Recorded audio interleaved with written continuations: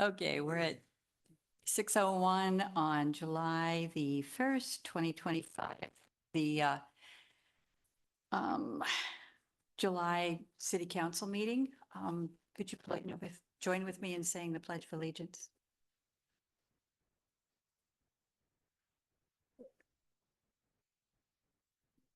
I pledge allegiance to the flag of the United States of America and to the republic for which it stands, one nation, under God, indivisible, with liberty and justice for all. Okay. Could we have the roll call, please? Thanks.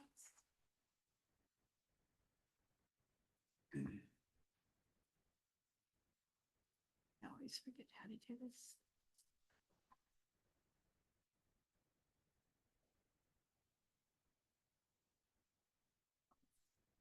Here. Here. Here.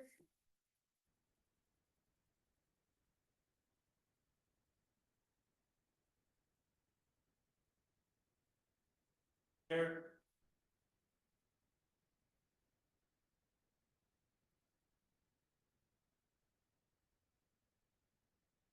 Here.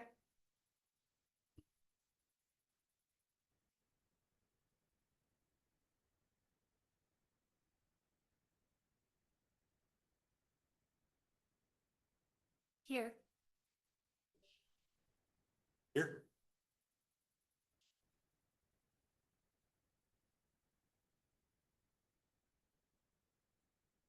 Here.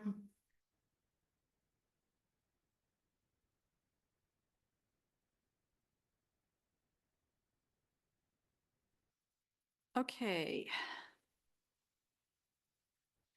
So we'll go ahead and start this meeting with citizen comments.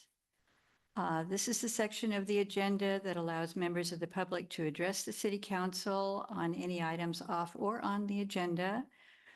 When invited by the mayor, members of the public shall come forward, state your name and street address, and direct all comments to the mayor. Comments are typically limited to 3 minutes unless additional time is allowed by the mayor. We start this with items that are not on the current agenda. Are there any comments from? Yes, sir.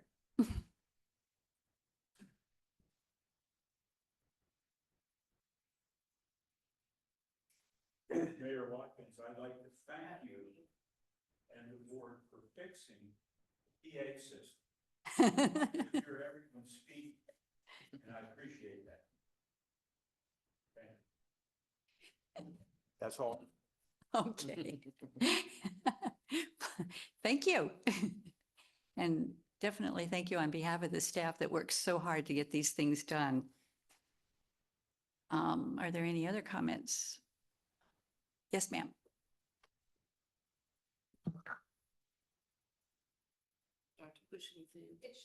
Okay. Kathy Dorner, 11200 Northeast Medofrey Road, and this is John Dorner. He lives there too. And I'm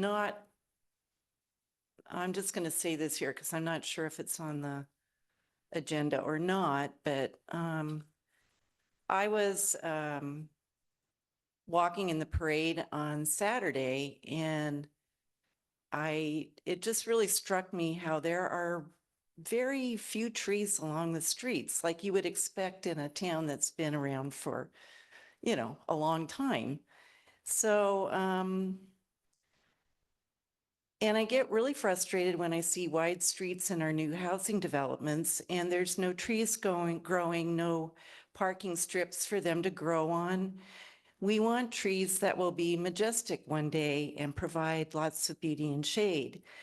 And I don't know why the developers haven't been required to provide them when we know that many trees were cut to build the development in the first place.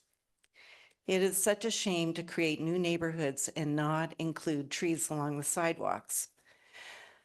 Now, I haven't memorized all the city plans, and I would have to research where trees fit in and where they wouldn't and why they wouldn't. But I would love to see a community effort to get more trees along as many streets as we can, especially Main Street.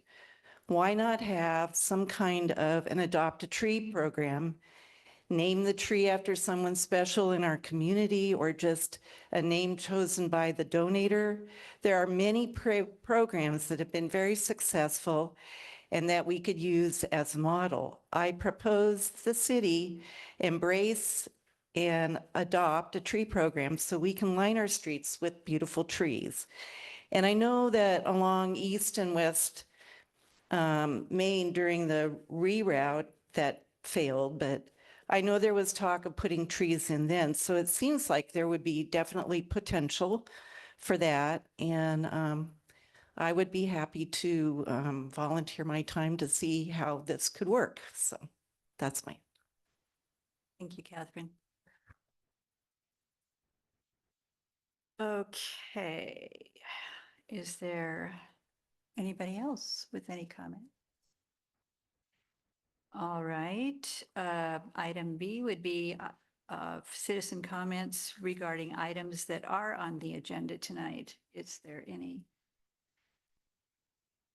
Okay, that's what I figured. All righty, we move on to discussion item, transportation plan update and presentation from Eddie Monteo with Parametrics. Good evening. Can folks hear me? Did you? Can you hear me? We can hear you, but it's a little soft, Eddie. Okay. There we go. That's good. Now we Is that a can little hear you. better? We can hear you. Okay, great. I do apologize for that. I'll try to stay as close as possible to my laptop, but if we have any audio issues, let me know. Good evening. Thanks for the opportunity to present to this body once again. We're at an exciting juncture for the transportation system plan. I was actually just going to mention that comment about trees is very timely, as it's one of the key discussion topics for today regarding the cross-section updates that we'd like to propose to the community. I'm going to go ahead and share my screen with the presentation materials. I'm joined today by my colleague, Robin from Urban Lens Planning. Robin's going to give a brief update on some of the elements regarding the Title 17 development code updates for the community, and we'll have ample time for your input on various items related to the TSP. So give me 1 second while I get this shared, and folks could please give me a visual cue if you can see my screen. That would be great. Just take a second.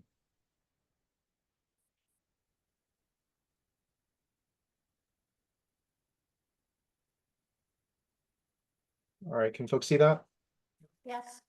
Okay, great, thank you. All right, without further ado, getting into today's agenda, we'll do a brief TSP overview for anyone that needs a refresher, also for any of the community members in the audience that perhaps haven't been following this along. We'll do an engagement recap, given that we've had a couple of important engagement milestones this summer since we last met with this body, and we'll provide an overview of the feedback that we've received and how we've incorporated it into our work. And then we'll really get into the heart of today's discussion, which is the updated draft implementing ordinances. You should have received that in your packet, which covers all of the detailed edits to, once again, Title 17 Development Code and the associated cross-section and street standards. And then there's also going to be a smaller segment, but equally important discussion around the draft funding strategy, which really gets at how the city of Carlton can advance TSP priorities over the 20-year planning horizon, and how the community might be able to fund these using a combination of local sources and external sources. To finish the conversation up, we'll be talking about the adoption process. We did preview this, I believe, at our last meeting, but this is really the last engagement milestone before we get into the official adoption process for the transportation system plan. I'll say more about this, but we do have a handful more junctures remaining but all of that feedback will be critical in shaping the draft TSP that will eventually present to the Planning Commission. And then eventually what will become the draft for the City Council to review and to consider for adoption.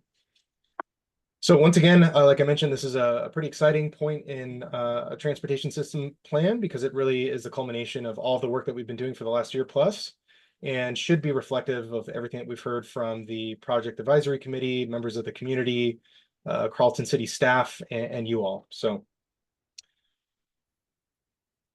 all right, so a quick introduction for anyone that doesn't already know. So the project team is comprised, of course, of the City of Carlton. Shannon and Amy, I believe, are in the room, or maybe it's just Shannon, but they've been our acting day-to-day project managers. We also have Scott White on the call, who's been an incredible resource for us as the contract planner for the community. And we have Gordon, who I'm not sure if he's here, but Gordon's also been an invaluable member of our project management team in providing detailed engineering insight as we've developed the transportation system plan. Another important element to this is ODOT. ODOT is the funder of this effort in partnership with the city. And this is something that is administered through the ODOT Transportation Growth Management Program, which is a joint program from DLCD and ODOT that really orients itself around much of the long-range planning and growth management in the state. So it's a great program that we've had the opportunity to do lots of work for. My name is Eddie Montejo. I'm a senior planner and project manager at a firm called Parametrics. We're based in the Pacific Northwest. And like I mentioned before, I'm joined by my colleague, Robin, who will have an opportunity to introduce herself in a few slides. And Robin is supporting us on the land use side. So together we comprise the project management team, but again, I think the project advisory committee really needs to be mentioned here as well as a crucial part of how we've developed this work over the last several months. All right, so what is a TSP? So a transportation system plan is a long-range and community-driven plan to guide the city's transportation system and investments to meet your local needs over the next 20 years. So effectively, the planning horizon for this effort is out to 2040. And functionally, what a TSP does is it identifies a collection of important elements, including specific capital projects, programs, and also policies that will address those transportation needs in Carlton to meet the needs of residents, businesses, visitors, et cetera, again, over that 20-year look. One of the things that I think is exciting about TSPs is that these are designed as system-wide and relatively holistic planning efforts. So we look at all modes of transportation. We incorporate a fair amount of social characteristics to help us right size the solutions for the community. We think about the economy and the effect that transportation has on commerce in town. And once again, from a process perspective, it's a collaborative effort between the state transportation agency, your community members, and local partners to try to identify the best mix of solutions to address what Carlton needs over the next 20 years. The other functional piece that a TSP provides that is very important is an implementation strategy for how to actually get things done. Some people may have gone through planning efforts where there's a rigorous effort and it ends up on a shelf.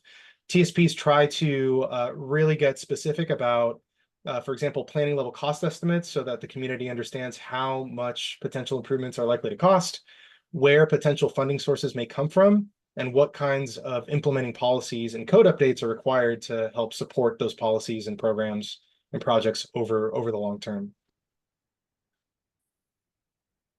So as far as the project timeline, like I mentioned earlier today, we're at an exciting juncture at the beginning of the adoption process.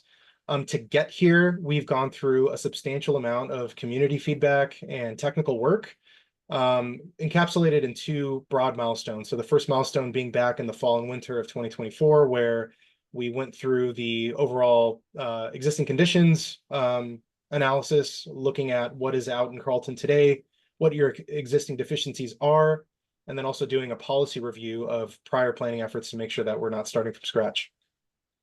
From there, our team in partnership with ODOT and the city developed essentially a menu of potential solutions And at the last meeting with you all, we talked about those draft alternatives and presented them to you, gathered your feedback, and revised them based on that feedback. At the end of this milestone, we'll have a pretty clear picture of how we'll prioritize those improvements. And the subject of today's meeting being how we implement those improvements. So that really coming down to how these projects can be funded, and then also how the local development code can support implementation for those projects over the long term.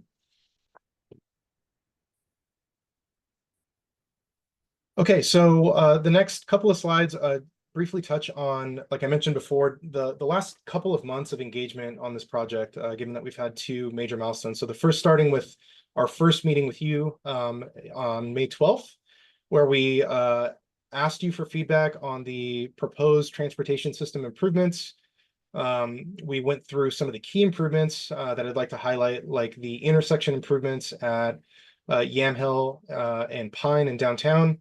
We also talked about the Oregon 47 and Wilson Street intersection and potential roundabout there. We discussed some of the substantial improvement recommendations for the pedestrian and bicycle network, and also how to prioritize those with regard to roadway space. We did hear from you even at that early juncture about funding constraints for implementation. So, recognizing that funding is limited and we need to be very careful about how we prioritize these kinds of improvements. So based on all that feedback, we did go back and make some adjustments to that initial list of projects. Just as an example, we did end up removing one of the bicycle projects, and we've also reprioritized some of the planned improvements on Oregon 47 to better match funding realities. The other thing that your feedback helped us revise were the planning level cost estimates. So based on your feedback on the kind of look and feel of these improvements, we went back to the drawing board in terms of our assumptions for the improvements themselves. And then that also kind of funneled into the implementing ordinances language and funding discussion that we'll go over today. The other more recent piece of engagement that I wanted to make sure that you were all updated on is our last meeting with the Project Advisory Committee on June 9th. So this is relatively fresh. The Project Advisory Committee, or the PAC, had the opportunity to take the first cut at the draft implementing code amendments and funding strategy that you received in your packets today. They provided feedback, fairly detailed feedback on cross sections for the streets.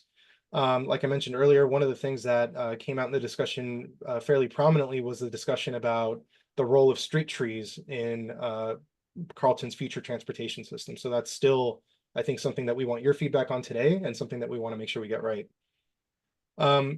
We also received feedback from Scott on the code amendments specifically, and he provided some insights on how to tighten that up and make sure that it was within scope for the TSP, and would help facilitate adoption for this process. So again, as we go through this content today in more detail, I will have additional slides on some of the specific feedback that we received from you all and from the PAC, and how we tried to address it, just to make sure that people understand how we've tried to be as responsive as possible to this body. All right, so that concludes the introduction of today's discussion. So before getting into the heart of the work, I wanted to stop and see if anyone had any questions or concerns about that initial stuff. So I think I can hear folks, but a hand would work as well. Any questions or concerns? I'm good to go. Okay, great, thank you. All right, folks, so draft implementing ordinances. This is encapsulated in our fifth technical memorandum for the purposes of the transportation system plan. And for this introductory piece and for some of the following slides, I'm actually going to hand it over to Robin to introduce herself and to provide some overview here. So Robin, you want to take it away? Yeah, that's great. Hi, everybody. My name is Robin Shaletsky. I'm a land use planner, and I've been helping Parametrics with the implementation side of a lot of these TSPs. We've worked together on Willamina and Cannon Beach, and as recently as Prineville. So I am familiar with the code issues and helping folks get their TSP over the finish line with the code edits and comp plan edits. So think this slide should be a bit of review. So the transportation system plan needs to be obviously implemented. The Oregon Revised Statute 660.012.0045 tells us what we need to be thinking about in terms of those implementation pieces. I'll just touch on a couple of them here. I'm thinking that a lot of this will be review for folks. That it involves safe and convenient multimodal transportation. It is designed to protect transportation facilities, corridors, and sites, requirements of access and block length and block spacing.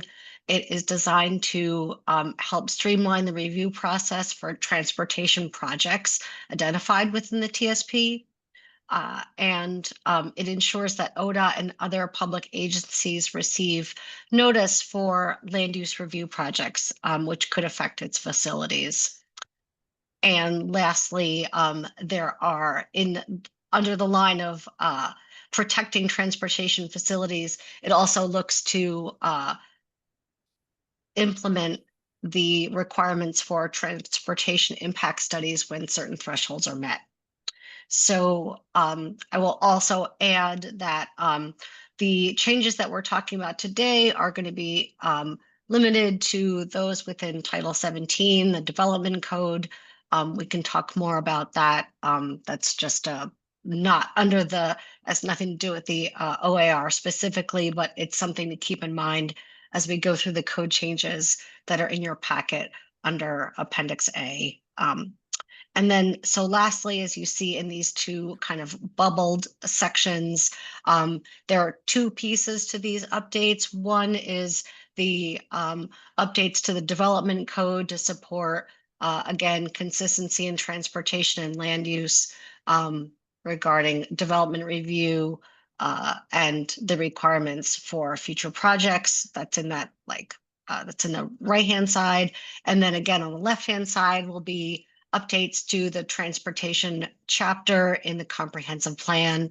Again, just ensuring consistency between both the comprehensive plan, the TSP, and then the future TSP, when it gets adopted, will serve as the transportation element for the city of Carlton.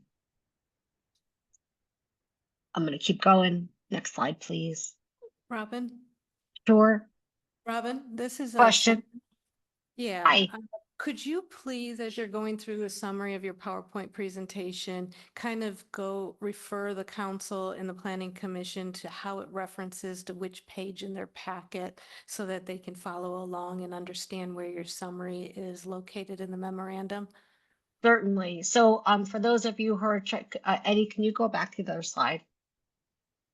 So this is not in your packet. So this is like the high overview type of thing, but I will do that when we get to the detailed code changes. That's a great heads up. Thank you. But why is it not in our packet? Just right here, this. I'm here tonight and I'm not seeing it in my packet. So it's all new to me that I've never seen before. Right. This is just like the like high level state or state rule where we get our this is what we kind of keep in mind regarding implementation of the transportation system plan. These are not meant as like specific policies or changes that would be made to the city of Carlton's code or comp plan. I guess in the future it'd be helpful to have it in our packet. Sure, sure. And I'll just jump in. And actually, I was going to say, let me just take a look and see.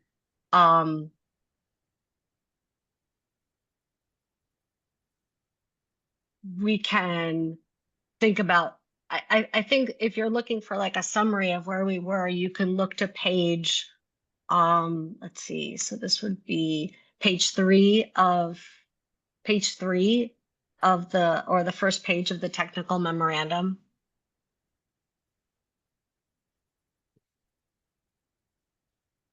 And I will elaborate on this page when I get the slides back, because I think we're going to move it over to Eddie. And Eddie, it sounded like you had a comment on that as well. Yeah, I was just gonna mention what you already said, Robin, that this information is formatted slightly differently, but it should all be in the memo. This is just for introductory purposes for today's discussion. Okay. So I think, Robin, the next slide is mine.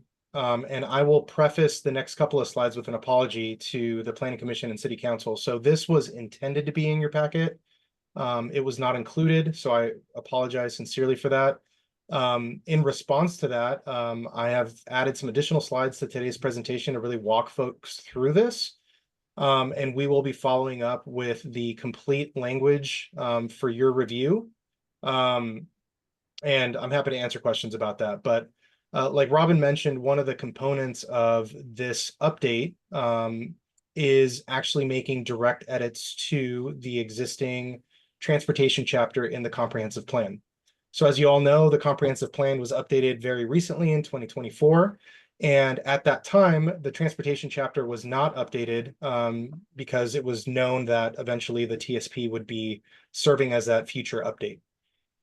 So long story short, this update has been anticipated and noted in the previous version of the existing chapter. And what I have in the next couple of slides is basically a summary of the key updates that were made to the transportation chapter. I would say overall they're fairly minimal. We did make some minor updates to the trend section just to update the language, and I'll point specifically to some of the changes. And we did add some additional narrative just to make it a little bit clearer about the relationship and context between the comprehensive plan, the city's code, and the TSP. But I would say the major update has been the update to the goals, policies, and objectives section, which I've included here in today's presentation in its entirety. So I'd like to spend a few minutes going through those and providing additional context to how we got to this point. So before I get into the goals and policies, I just want to mention to anybody that hasn't been following along that the goals, policies, and objectives have been thoroughly vetted throughout this TSP process. So these aren't new by any means. These were introduced in the first technical memorandum that we produced for the city of Carlton. We went through two project advisory committee meeting conversations where we collected feedback on these draft goals. And then we also brought these to the public in our first open house event, where we, again, made minor refinements to the language and nature of these goals, policies, and objectives to make sure that they were reflective of community priorities. So the other thing that I'll mention is that these goals and policies are important for the comp plan, but they have also served as the analytical backbone for how we've prioritized potential transportation system projects. So I believe we went over that at our last meeting where we talked about prioritization. The prioritization scheme that we've used to help sort projects has really used these as guiding principles. So, for example, how well does a project support safety is a consideration for where it should be in a 20-year list of priorities. So anyway, again, I think the bottom line here is that these are not new. And at this juncture, we're really just incorporating them into the comp plan to make sure that there's consistency between the comp plan and the TSP. So without further ado, maybe I can go through these. There is a lot of text on the objectives, so I'll probably just select a couple to highlight, but again, you'll have an opportunity to review these in detail moving forward. So goal number 1 is safety. And the corresponding policy to safety is ensuring a transportation system that prioritizes safety, safe travel for people in all modes of travel. So I apologize for the typo there. And for example, I'll just pick the first 2 objectives. So one objective is identify and mitigate high-crest locations, focusing on reducing conflicts and enhancing visibility for people biking, walking, rolling, and driving. And number 2 being implementing traffic calming measures and speed management strategies to reduce the likelihood and severity of collisions, particularly in residential and school zones. So again, I'd just like to point out that this is more than just ambitious language. I mean, this is really reflected in a handful of very important transportation improvements. So for example, at our last meeting with you, we talked about the improvements at Yamhill and Pine. Those are directly related to these objectives of identifying and mitigating high crash locations, given that we've heard so much about those intersections and know that they're priorities for the community. So that's just an example of how we've used these objectives to guide our thinking around technical recommendations. Goal number 2 is transportation for all ages and abilities. Policy 2 is provide an inclusive, reliable, and affordable multimodal transportation system that meets the needs of people of all ages and abilities, including children, seniors, and people with mobility limitations. Again, I would point to objective 2.3, which is prioritize the development of safe routes to school for children walking and rolling to school. This has been a strong priority in our work. We've made changes to the city's functional classification system to better reflect safe routes to school. We've added specific crossings, walking, and bicycle facilities to help address safe routes to school. And we've included policy language to help reflect that as well. So again, just another example of how we've really tried to operationalize these goals that the community have already told us are important. All right, goal number 3 is connectivity and access. So this is developing and maintaining an interconnected multimodal transportation network that improves connections to key destinations in Carleton. Excuse me, let me just.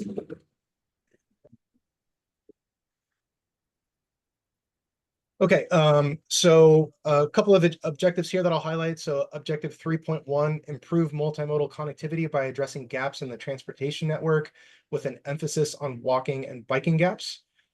This is something that we've tried to address through our technical work by conducting analyses such as bicycle and pedestrian level of traffic stress, which is an analysis that looks at basically the level of comfort when you're walking and biking down any given facility in Carleton. And again, what we're looking for is those gaps and how we can close those gaps through a combination of policies and capital improvements to support, again, all ages and abilities and all the previous goals.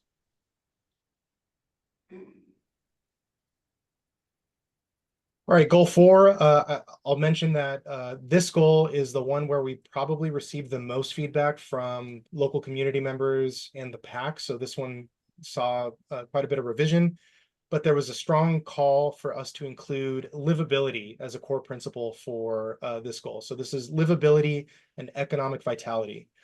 And the corresponding policy under this is improving quality of life and economic prosperity for all of Carleton's residents, business owners, workers, and visitors by improving access to jobs, services, and destinations, while supporting local businesses and promoting Carleton's small town character and livability.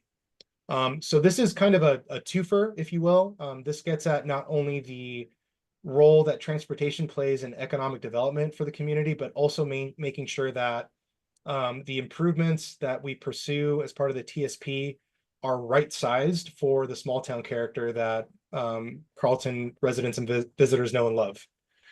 So making sure that, for example, objective 4.1, creating connected streets that enhance community identity, attract new businesses, and stimulate the local economy by improving access to local jobs, services, and destinations.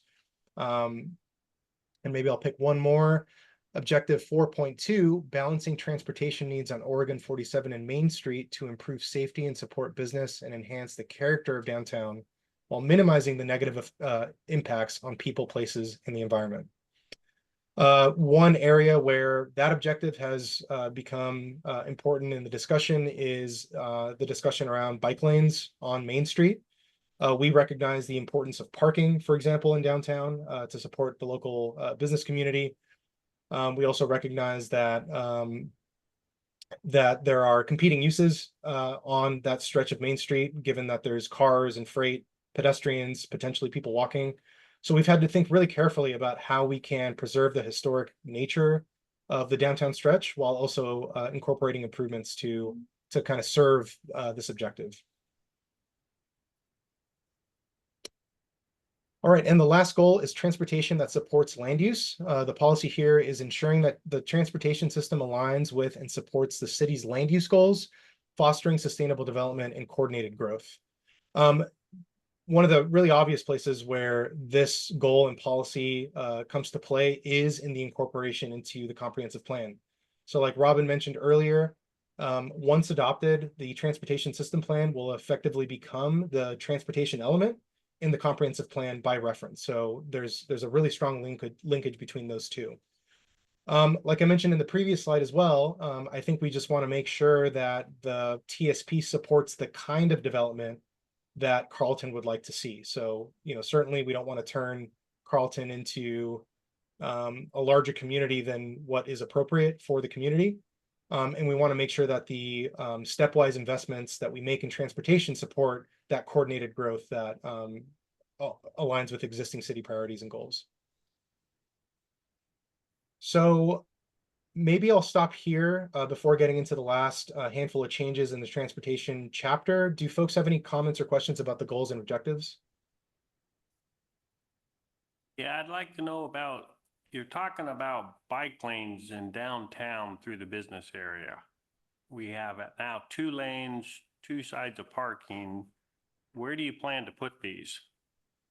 Yeah, thanks for the question. To clarify, bike lanes are not recommended through Main Street. We'll get to it when we show the cross sections that we've proposed, but we basically treated it as an optional inclusion of what are called sharrows. You've probably seen these before. They're pavement markings that say share the road. Typically, they're accompanied with signs, and they are certainly not safe for all ages and abilities. However, in downtown areas where you have constrained right-of-way and we have historic buildings on both sides of the street and parking, we didn't really think it was appropriate to suggest widening the roadway. So this seemed like one way that we could incorporate some level of bicycle travel, but really using it as a way to connect people to other facilities off of Main Street. And like I said, that might not make sense without a visual example, but we have some slides that I can share in a few moments here.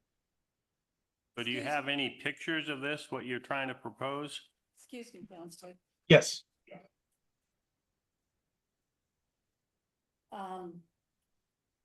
Council needs to check with the mayor before we start asking questions tonight. Thank you. Go ahead, Grant. So do you have any pictures of this? Yes, sir. Like I mentioned, they're going to be in a subsequent section of today's presentation. We have a whole section on the cross sections, and we can walk through them in detail.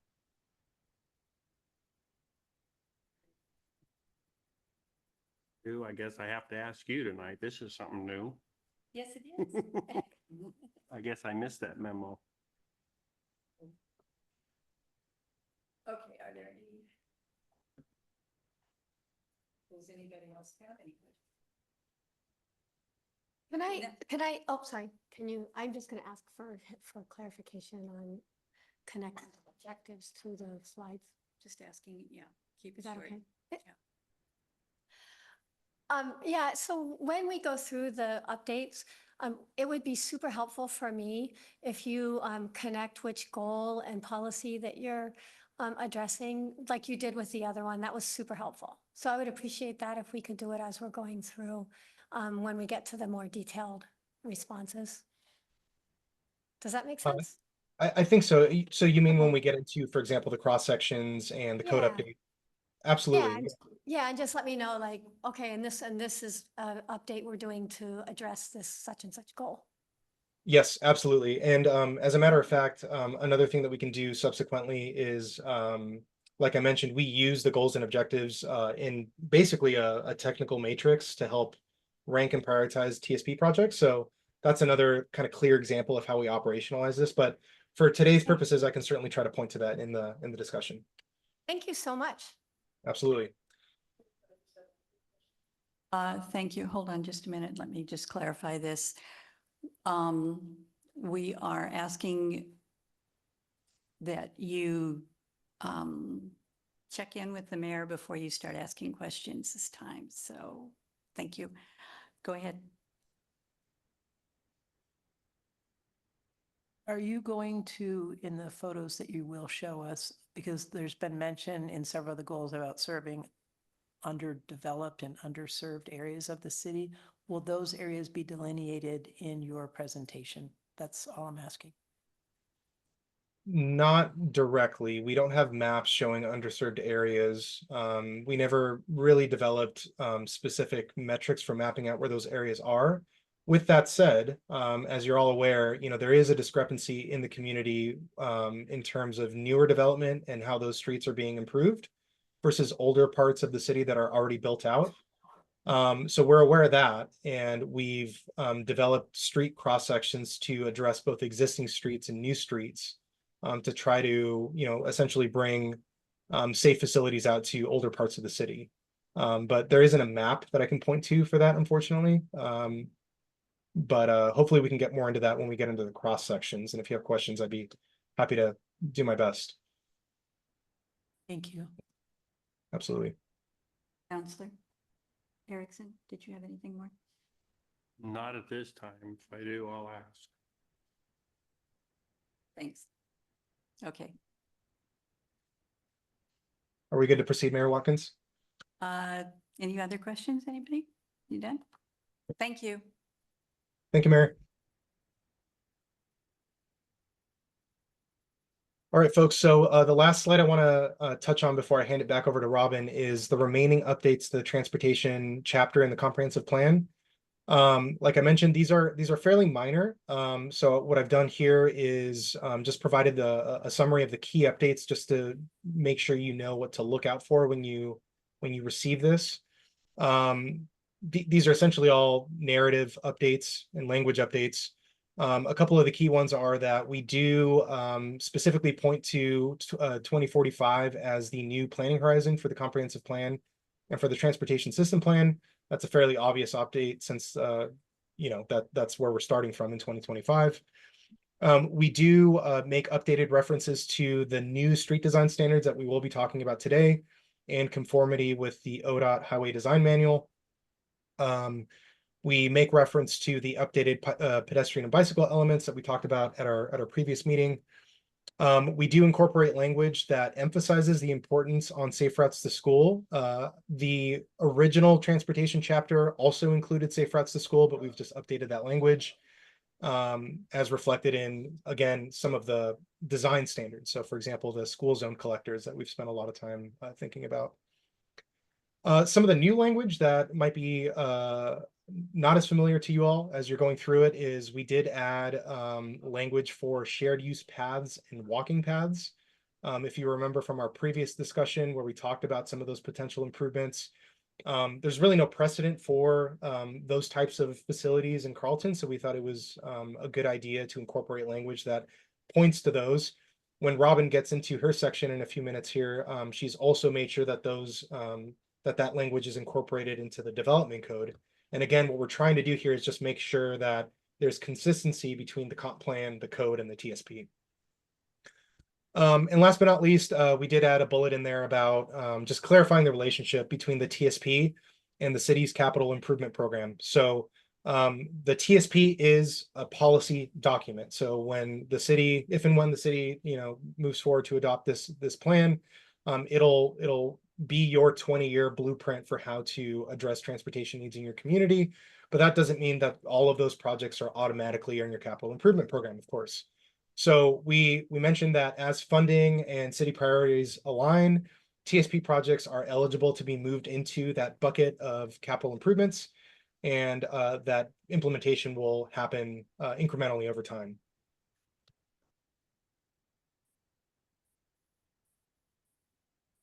All right, so I have one more slide on discussion just to make sure we leave no stone unturned on this piece.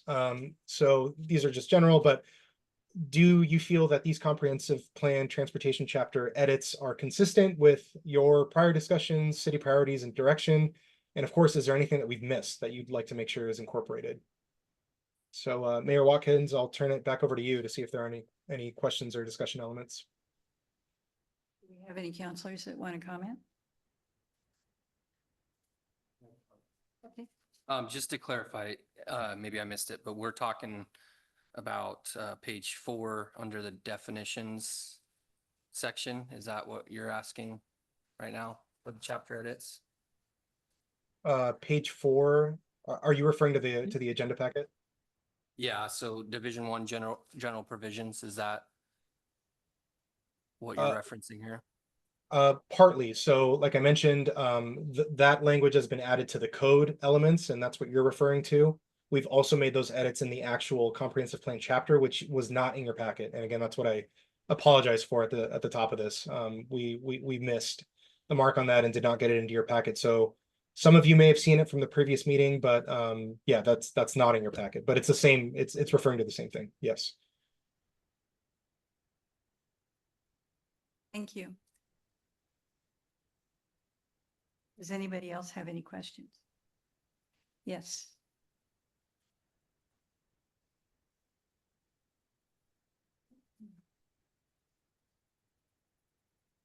I have a question on table 5.12, which is the street design standards. In our packet, it goes through footnote number 7, and it was left off on this single sheet that we have in front of us. But on page 9 of the packet,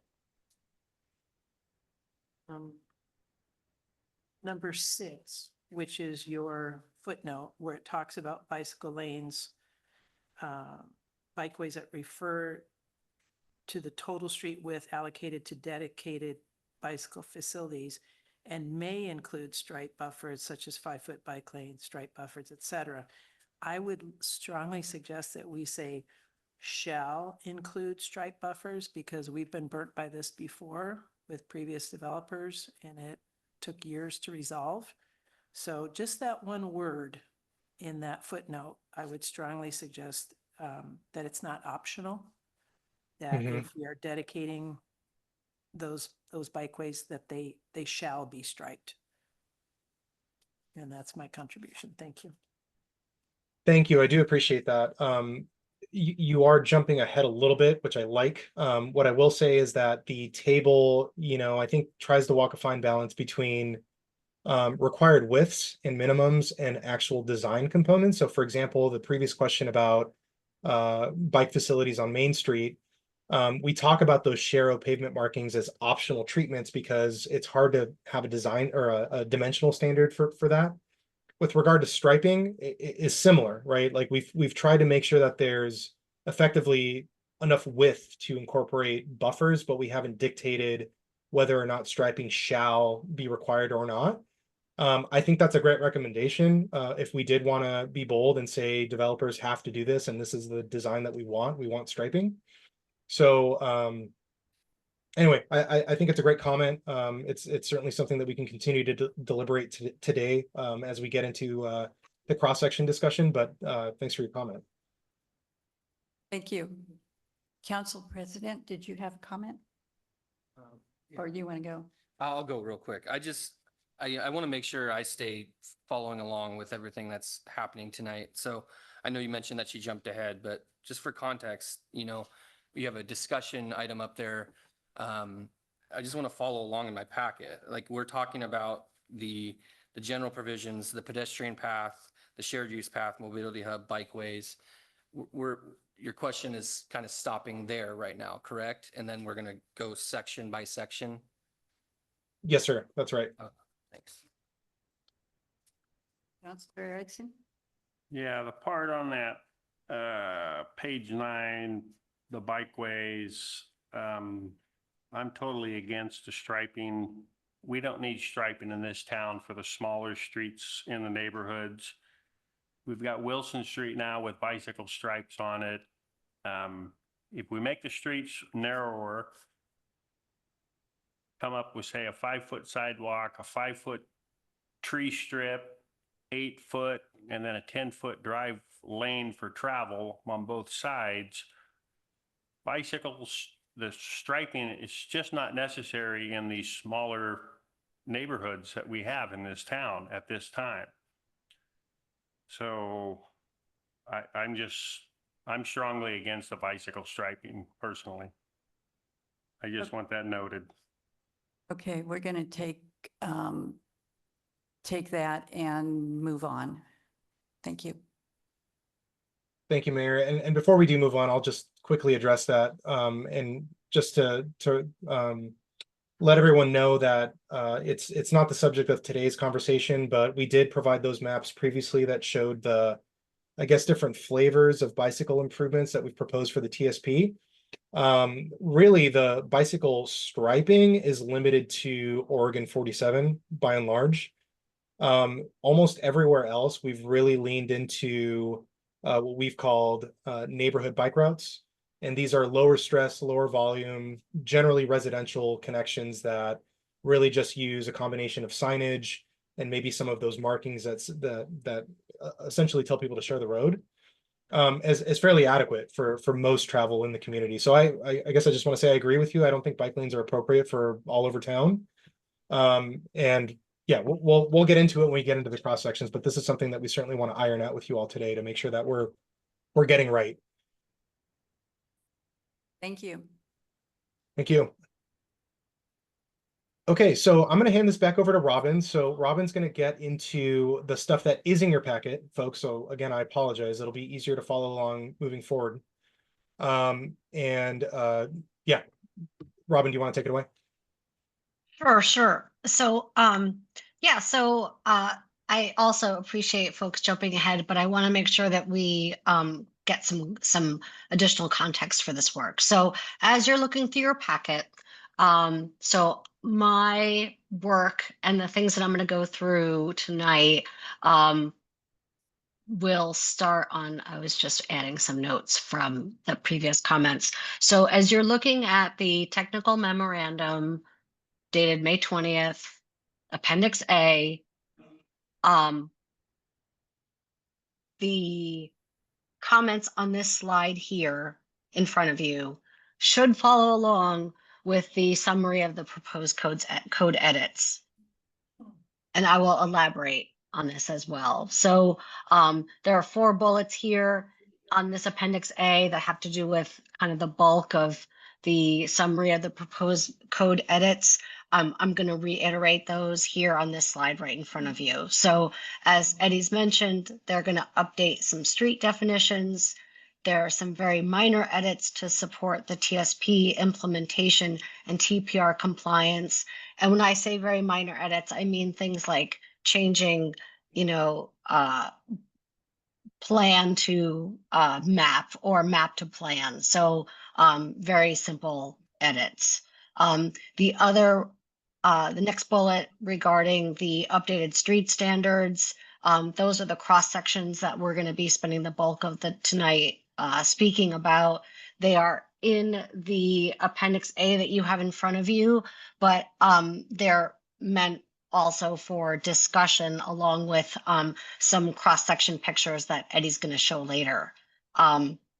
The next thing that you'll find as a summary in the Appendix A is we're going to, again, making sure to cross-reference the TSP itself and the future streets map to, again, as Eddie's talked about, to strengthen those connections between the development code, the transportation system plan, and other standards that the city uses to help frame development within the city.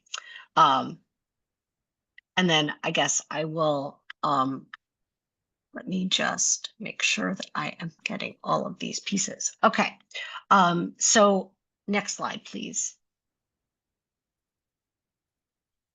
Okay, so although we're going to focus on what we're changing, I also want to be really clear with city council and others in front of me tonight that there are many, many things that the development code does correctly, and as Eddie had mentioned, the comprehensive plan chapter already noted a number of transportation elements that are important for updating a TSP.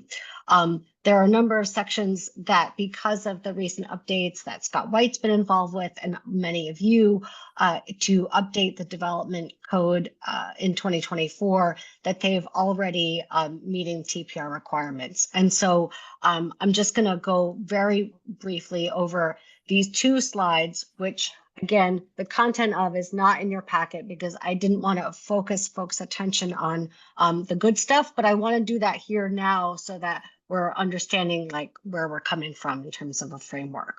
So again, you won't find this in your packet. These are not changes to the code because you're already doing the right thing. So there are 2 sections in the TPR relating to, again, transportation facilities, corridors, and sites. These are in regards to allowances for transportation facilities, protecting transportation, providing transportation and transit providers notice. This is already happening, but we're going to make some minor tweaks.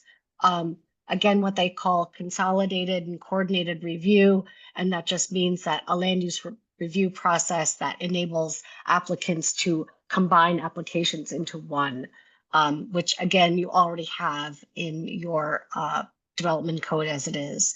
And lastly, providing requirements so that if a development project comes in the door with a certain threshold of trips or development, that a transportation impact analysis is required.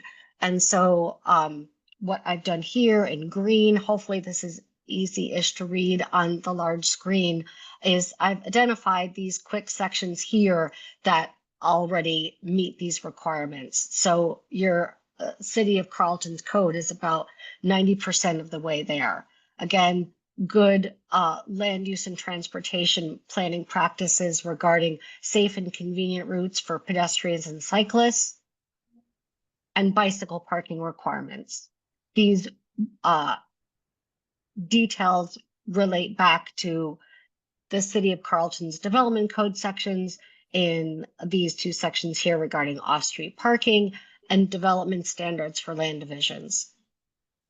So these are all things that the TPR asks for that the city is already doing well. And I will scoot to the next slide. Okay, and then last but not least, these are local street standards and land use design that encourages all transportation modes.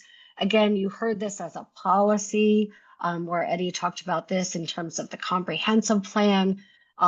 This is just, as I say, good land use and transportation planning practices. And again, the city is already doing this in a number of ways regarding all the work that you've done to develop a downtown district, design guidelines, street standards, and then obviously sections on like general provisions for how you manage land use applications and being very clear with applicants about what is required of them when they come in the door. And that in, again, regards to, and then I would just want to go back really quickly and note that, again, these are design practices like maximum setbacks, landscaping, windows and activity at the ground floor. These are all principles that are found in the in your code as existing. So again, I'm greenlighting all of these pieces. And so the next slide. Okay. So these are more of, I guess, yellow, not because it's caution, but because we are making some development code edits. To follow along with this, again, there is this familiar transportation planning rule language regarding protecting transportation facilities, corridors, and sites. The proposed development code edits that you have in front of you. So this first bullet here in regards to definitions of street types. So if you look at page 4 of the PDF, where the first page starts how to use this document, you'll see section 1712.020, and you'll see how the current development code talks about a street type. And right now it's a basic definition of a street within 8 subsections underneath it with each of the streets. What we are proposing, which you can see on the next page, is adding some specificity to add a new definition for each street type proposed in the TSP, include definitions for pedestrian path, shared use path, a mobility hub, and a bikeway. And what this is designed to do, again, is create clarity from the TSP to this as the like working document for the city when development projects happen, and the comprehensive plan. And again, we're going to talk about the cross sections that have to do with these definitions later on in the presentation. I'll pause there. Okay, so the next thing that you'll see lower down on page 5 of Appendix A is Division 2, Zoning and Development Practices. And I would add too is that I don't know if these are in, if you don't get, I will also add that there are some contextual boxes throughout this Appendix A, which kind of provide some direction or framework for whomever is reviewing these, be it the PAC, the Planning Commission, City Council, where what we've done is just provided some like, so if you don't want to read through the wonky code language, you can read this tiny summary and get a sense of what we're trying to do with these. So circling it back around. So with that's just for some framework for how to use that document. So for the this Division 2 zoning and development provisions, we've added in some reference for mobility hub. We can talk about the idea of a mobility hub is to continue to support those downtown design guidelines. They're also designed to a mobility hub as a structure or as a placemaking device is designed to help reinforce TSP language regarding support of variety of transportation options. So a mobility hub is someplace where you might have some additional bicycle parking that doesn't fit within maybe like a traditional Main Street context because the way that the buildings are designed. It may have a few flyers for Yamhill County Transit and or rideshare, something like that. Moving on, we are also, so I'm reading from this third bullet here. We're going to be doing some updates to all of the street dimensions, where we're providing both minimum acceptable width, the cross sections themselves, which hang on, we're getting to them, will be permanently located within the TSP. But as you can see, looking on the top of on page, let's see, I guess they start on page 8 for those moving ahead. I will also add that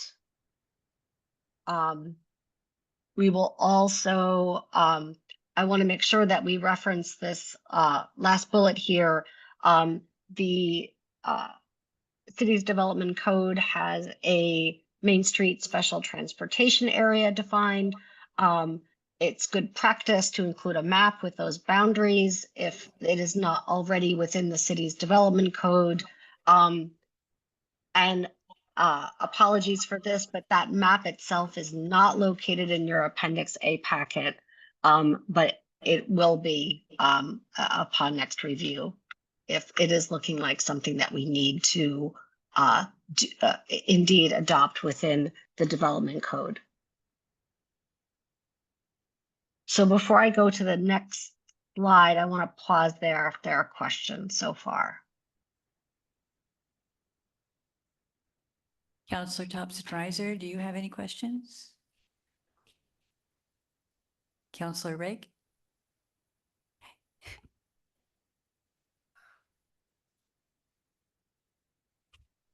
Counselor Ward Mullen? No. Do you? I can't see. Oh, there you are. I couldn't see you. Do you have any questions? No, I said no. No, okay. No? Commission? No. Okay, In our packet, it's blue and black, so it's a little difficult to read, but it looks like they would reduce the 2-foot minimum landscape strip to 1.5 feet due to It says substantial costs associated with retrofitting existing streets for planting. So this would not be moving forward with development in process or in the future. This would apply to retrofitting? And I just want to, maybe Eddie knows exactly where you're speaking from, but are you speaking from the table that's on the top of page 8? Yes, there's a comment section. It says EM3 and EM4R3, where there's a Yes. recommendation, and then there's something that got reduced. Yeah, so I'm not sure which functional classification we're referring to there, but I think that might just be an old comment because originally we did consider reducing the landscape strips down to 1.5, but that's been Mhm. revoked. So I think the minimum width that we have now for any of the cross sections that have a landscape strip is 2 feet. Yes, So again, I'll show you guys in the cross section so you can take a look at what I'm talking about. But yeah, I don't think we would reduce down to 1.5 anymore. I think that's an old idea. thank you. That was my, Thanks. And I'll also cheat and say that it looks like those previous comments were directed towards the collector. So, Okay. but we can talk about that after. Okay. All right. I just wanted clarification. Thank you. Sure. Next slide. Sorry. Okay. Grant, Nothing right now. thank you. Oh, I'm sorry, Robin, let me go back. Okay. So last but not least, okay. Okay. So, last but not least, there are just 3 additional, like, as you're reading through this Appendix A, there are 3 other additional minor amendments. And again, they are hearkening back to the TPR language in regards to protecting transportation facilities and providing notice on land use applications. So again, this first bullet here, there are minor updates to cross-reference terms between the TSP and the future streets map. These are all, I believe, going in order. They should go in order. 16 or 17.64010 that can be found on, I'm reading off of the top of page 6, the Division 3 General Development Standards. So again, like the kind of minor edits is adding in a comment regarding the transportation system plan into the development code. And again, you'll find a similar edit in the midpoint of that page 6, where we reference the city's adopted transportation system plan and future streets map. So those are pretty minor edits just to make sure that, again, we're crossing the T's and dotting the I's on that. And you'll see those also on page 7, where we change the future street plan to map as a terminology. And then you'll also see it in bottom of page 7, and then the top of page 8 is, what we will do with this table that is on the top of page 8 is we will make this match whatever we end up discussing tonight in terms of the cross sections, in terms of their dimensions. So it needs to be the same everywhere. So, as folks have not been shy about making comments in regards to how these cross sections will look or feel, the eventual numeric equivalents will be located in this table. So I don't want to spend too much time talking about the nitty-gritty of the table itself until Eddie has a chance to go through those cross sections, and that's the best place to do that. I would also add and draw folks' attention to, on page 10 of their packet.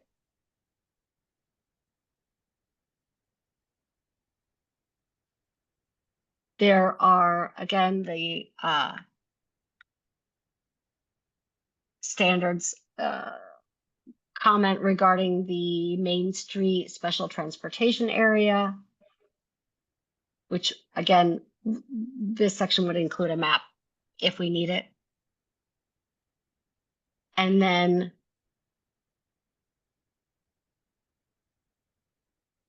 lastly,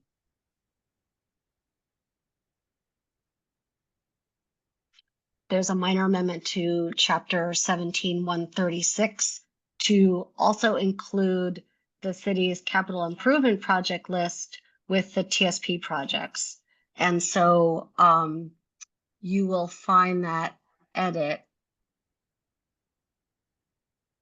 on the midpoint of page 11 of the Appendix A in your packet.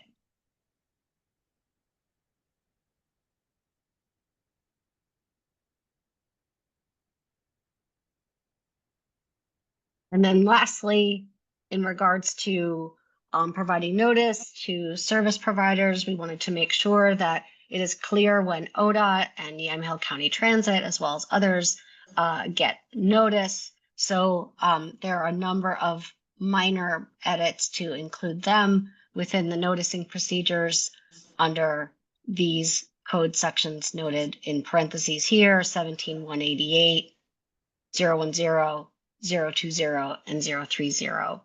And again, those are in all of these edits in Appendix A go in zoning code order. So from lowest to highest.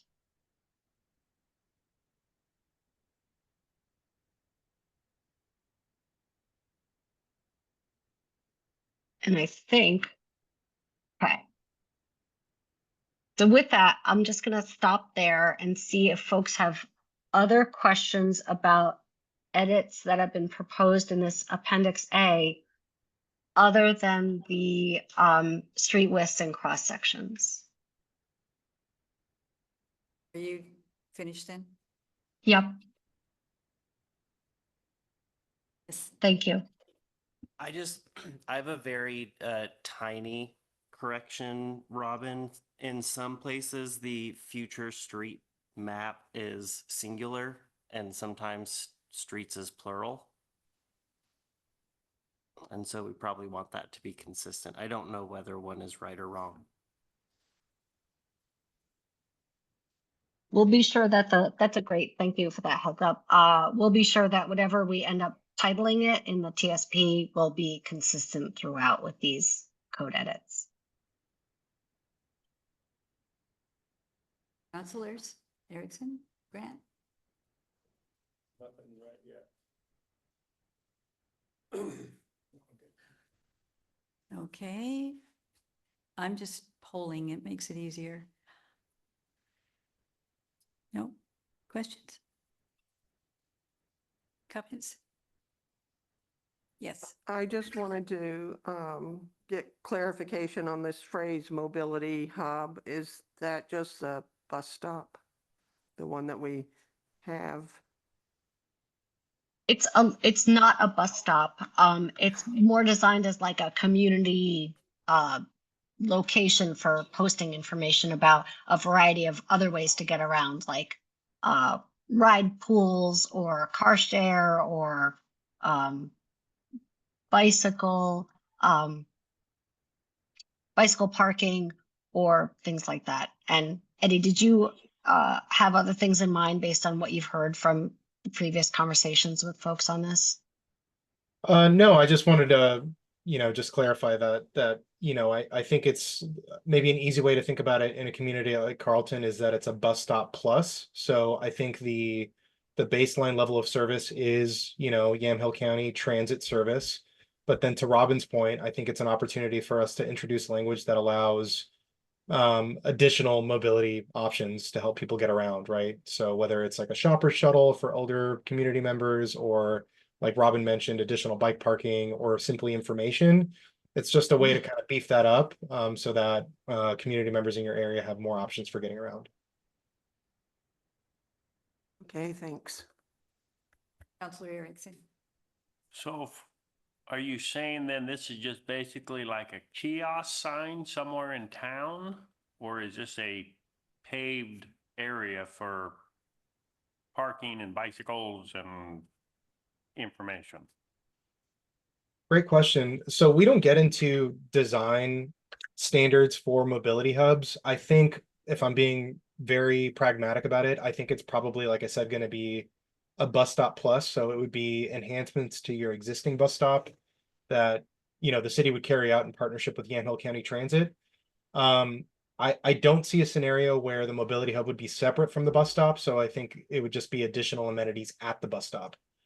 And the design of that and the exact, elements that would be incorporated, would be subject to further discussion between the city and the transit agency. You have another question? So then is the bus stop at its present position going to stay, or are we going to have issues with it once, if it ever happens, 47 changes? Good question. I mean, I feel like if 47 changes, then a lot could change, frankly, in the community. So I can't really comment on that. But I think the way that we've mapped it in our previous memoranda, where we've talked about the alternatives, assumes that the bus stop would be in its present location, so would not move. Thank you. You're welcome. And if the bus stop were to move, I'm sure like the transit agency as well as like other stakeholders would want to have a conversation about where that would move to. It's definitely not meant to pinpoint a specific location as the definition of a mobility hub. Yeah. Yeah, and to your point, Robin, I think it would also invite new community conversations about what elements to incorporate, right? Which I think, I mean, the uncertainty can be a little bit uncomfortable for some communities, but I think it's a big benefit because it's kind of a menu approach. So it's not saying a mobility hub is one thing. It's, we have an opportunity to invest in our transit stop here locally. What do we want that to look like for Carlton, right? And that's going to look different than McMinnville or somewhere else, right? So it's kind of flexible by nature. Thank you. Okay. Thank you, Mayor. All right, folks. So I think we're at the point you've all been waiting for. So the next section is the cross section. So we're going to get into this into detail. I'm trying to be mindful of the time here. With that said, if we run out of time to discuss the funding piece, Scott has stepped up and offered to lead an additional joint work session with you all on July 14th. And that's really intended to just hold space and time for anything we don't get to today. Given the importance of the cross sections, I think I'd like to really, dig in. So let's see how far we can get in the remaining time. And if we can get through it and touch on funding, great. And if not, we have some additional time reserved.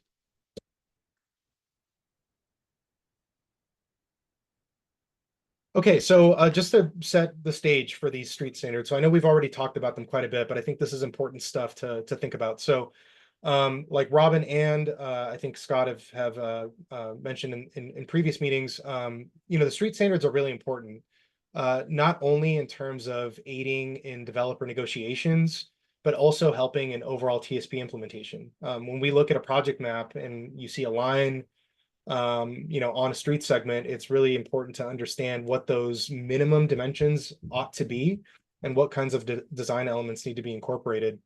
I would add on to that to my previous comment, I think it really helps frame the kind of development that's appropriate for Carlton. We certainly don't want to paint bike lanes all over town. And we don't want Carlton to look like Salem in 20 years, right? We want to keep it small. We want to respect the local community and the local culture. So the street standards is one of the places where we can really try to kind of put some bookends on that and make sure that we're coming up with solutions that are appropriate to your community. So that's very important to say up front. From a practical perspective, it also helps us address some of those priorities. So one of the counselors that asked me to point out, how this relates back to the goals. I mentioned, safety, transportation for all ages and abilities, an affordable transportation system that supports the downtown, et cetera. I really think a lot of that, maybe all of that, is predicated on safe connections throughout town. If people don't feel safe, they're not going to go there in anything other than a car, right? And it also helps address key policy objectives like safe routes to school, recognizing that there is a school in the community. It's an important destination for the whole community. And there are noted deficiencies around that school that can be addressed with some of these updated street standards to facilitate kids walking and biking to school or rollerblading or whatever they need to do. I've heard today already plenty of comments about the importance of street trees and planting areas. And as you all know, these provide a whole bunch of benefits. It's not just that trees are nice, but they do provide stormwater mitigation benefits. They provide physical buffers for people traveling on a sidewalk or in a bike lane in traffic. And they can also help just delineate pedestrian, bicycle zones and general traffic lanes. The updated street standards are also have also been updated to support design flexibility, especially on Main Street, which is the ODOT special transportation area. Just want to make sure that people understand that the special transportation area isn't something that was introduced by the TSP. This is essentially a non-negotiable designation that it comes down from the state agency. The benefit to it is that it recognizes the important role that Oregon 47 Main Street plays in the local economy. So it gives us more tools for accommodating a whole range of travelers. As you can see in your packet in that table where we make some of the recommended changes, in some cases, we haven't been super hard-nosed about what the requirements ought to be. For example, in some places we add optional language to, again, kind of support that design flexibility. And really that's so that the TSP doesn't come down like a firm mandate that can't be flexed. I think the TSP is really intended to be a tool for the city to use when negotiating with developers, but making sure that we set those minimums so that you're always getting the baseline level of facility that you want. I guess the last thing that I'll say, and this is coming directly from some of the feedback that we heard at the last project advisory committee meeting, is that there are some potential mismatches in the current code with regard to footprints. So specifically, I'm talking about the right-of-way for new streets. So the current standard for existing and new streets is 71 feet of right-of-way. When we did our first cut for the updated collector standard, we left it at 71 feet and promptly received feedback that maybe that's too wide and not appropriate for Carlton. So today we'll be sharing some updated designs that shrink that down a little bit and hopefully provide, again, more flexibility for the city to consider and to use it as a negotiating tool when developers are coming in. Okay, so like I mentioned at the very top of the meeting, what I'm going to do now as I go through the cross sections is I'm going to start with a slide like this that just kind of points to some of the key feedback that we've heard so far from the joint work session, #1, and from the PAC. And then we'll get into how we've responded to it, and then I'll share the cross sections and we can talk about it. So starting with arterial streets, and we've heard this today as well, the recommendation has been to reconsider bike lanes on Oregon 47 due to safety concerns. Like I responded earlier, the bike lanes are recommended on North Yamhill and not in the STA area or in the downtown area. I think that's for fairly obvious reasons. Like I mentioned before, there's just not enough space in downtown to accommodate bike lanes, especially without removing parking or something like that.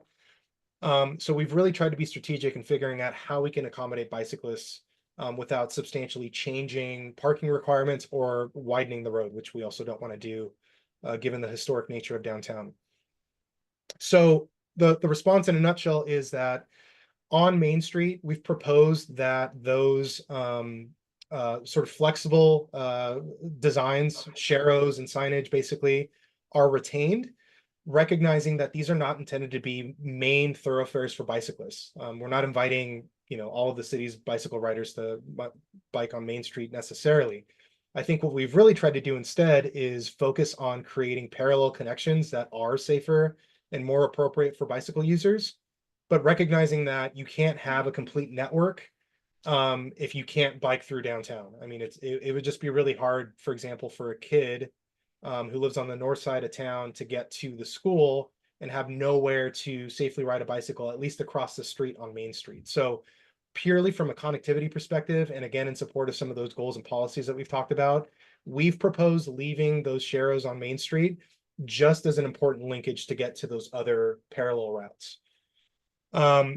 The other response that we've recommended is that for the actual bike lanes, where we're talking about like traditional striped bike lanes on North Yamhill, we recognize that there are right-of-way constraints on North Yamhill. This would be a substantial project from a cost perspective and would require a high degree of coordination with ODOT. So based on that, we've moved that that recommendation to the long-term and aspirational project list in the draft TSP to really, again, kind of focus on the near-term improvements, which ought to focus on those neighborhood kind of level connections that can really provide benefits in the near term at a low cost. So that's our proposed response. This is by no means set in stone. And let me show you what the designs look like. Just move this out of the way. Okay, so what you see in the slides here are existing and proposed. So the existing total right-of-way for arterial streets, so we're talking about Oregon 47 in the non-downtown segment, is a 65-foot row.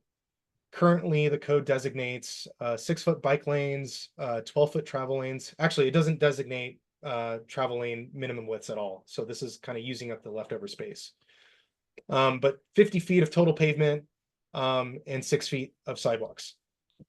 So this is going to be true for all of the cross sections that we talk about today, but one of the deficiencies in the existing cross sections, or excuse me, in the existing standards is that, like I mentioned, there are no minimum widths for travel lanes.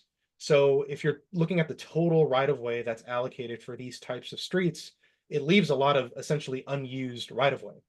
And, you know, certainly when development actually happens, these are filled in with real elements, but we thought the TSP was a good opportunity to try to pin down where we actually want certain kinds of improvements to support those goals and policies. So, for example, the proposed actually found a way to fit in arguably more in less right-of-way. So the proposed total right-of-way is 55 feet. We've clarified that the minimum travel lane widths for Oregon 47 would be 11 feet. Given that it is a higher volume facility that carries freight and all that. It allows for room for buffered or standard bike lanes, so still using that 6-foot bike lane requirement, but taking advantage of some of the additional space to, for example, include striping or some other kind of visual designation. And we've also tried to incorporate some consideration for some of the other things that aren't dictated in the current standards. For example, when you're building a roadway, you need some level of shy distance. You typically need to incorporate some amount of width for gutter space, for stormwater management, and also for the curb. So we've tried to kind of bake that in and figure out, you know, essentially how much we can get done with less right of way for each of these functional classifications. So that is that cross section in a nutshell. So maybe we'll do these one by one. Mayor, should we take comments now? Sure. Great. Okay. Okay, go, Kevin. With the reduced right of way from the existing, how does that affect utilities and things like that that exist in the right of way? By shrinking it, do you end up with power poles that are outside of the right of way, other utilities, water, sewer, storm, things that typically live in the right of way, sometimes on the edge of the right of way? By shrinking it by 10 feet, I'm just curious how that affects things.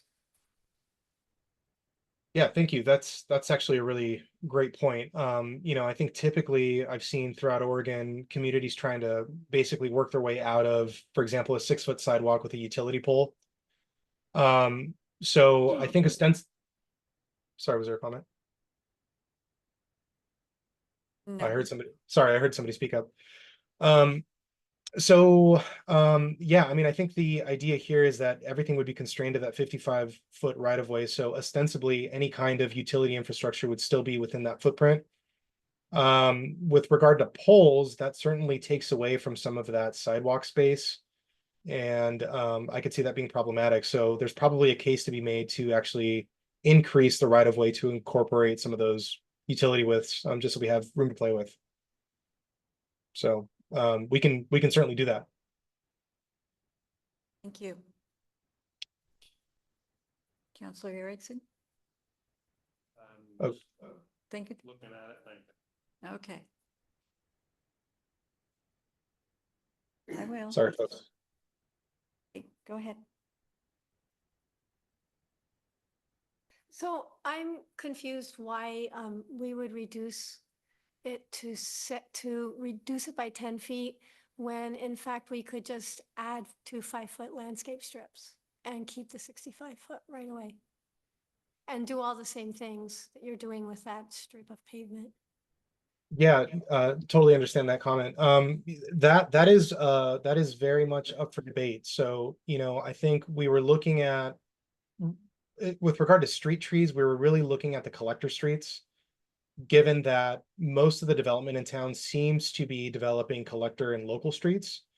So if you're looking at it from the perspective of where we can leverage developer investment to create a greener Carlton, it seemed like that's the biggest opportunity.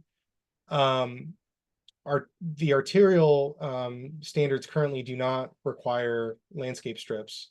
I think in the STA, we did add in like 2 feet of landscaping. That's not wide enough for trees, but it would provide some amount of landscaping and stormwater management benefit.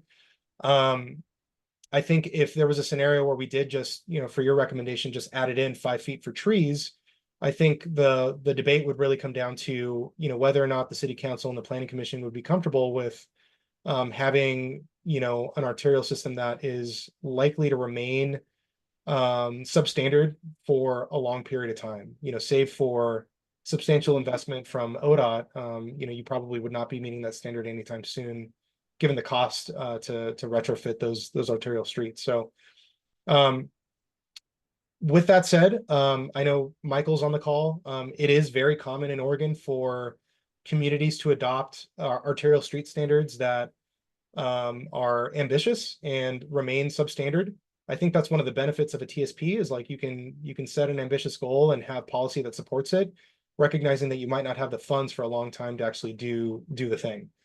So the current approach, like I said, really tries to take advantage of where there's opportunity with development and where we can build trees, but we did not bake that into the arterial. So maybe I've said enough about that, but if the council and planning commission would direct us to incorporate those 5-foot landscape strips, we'd be happy to.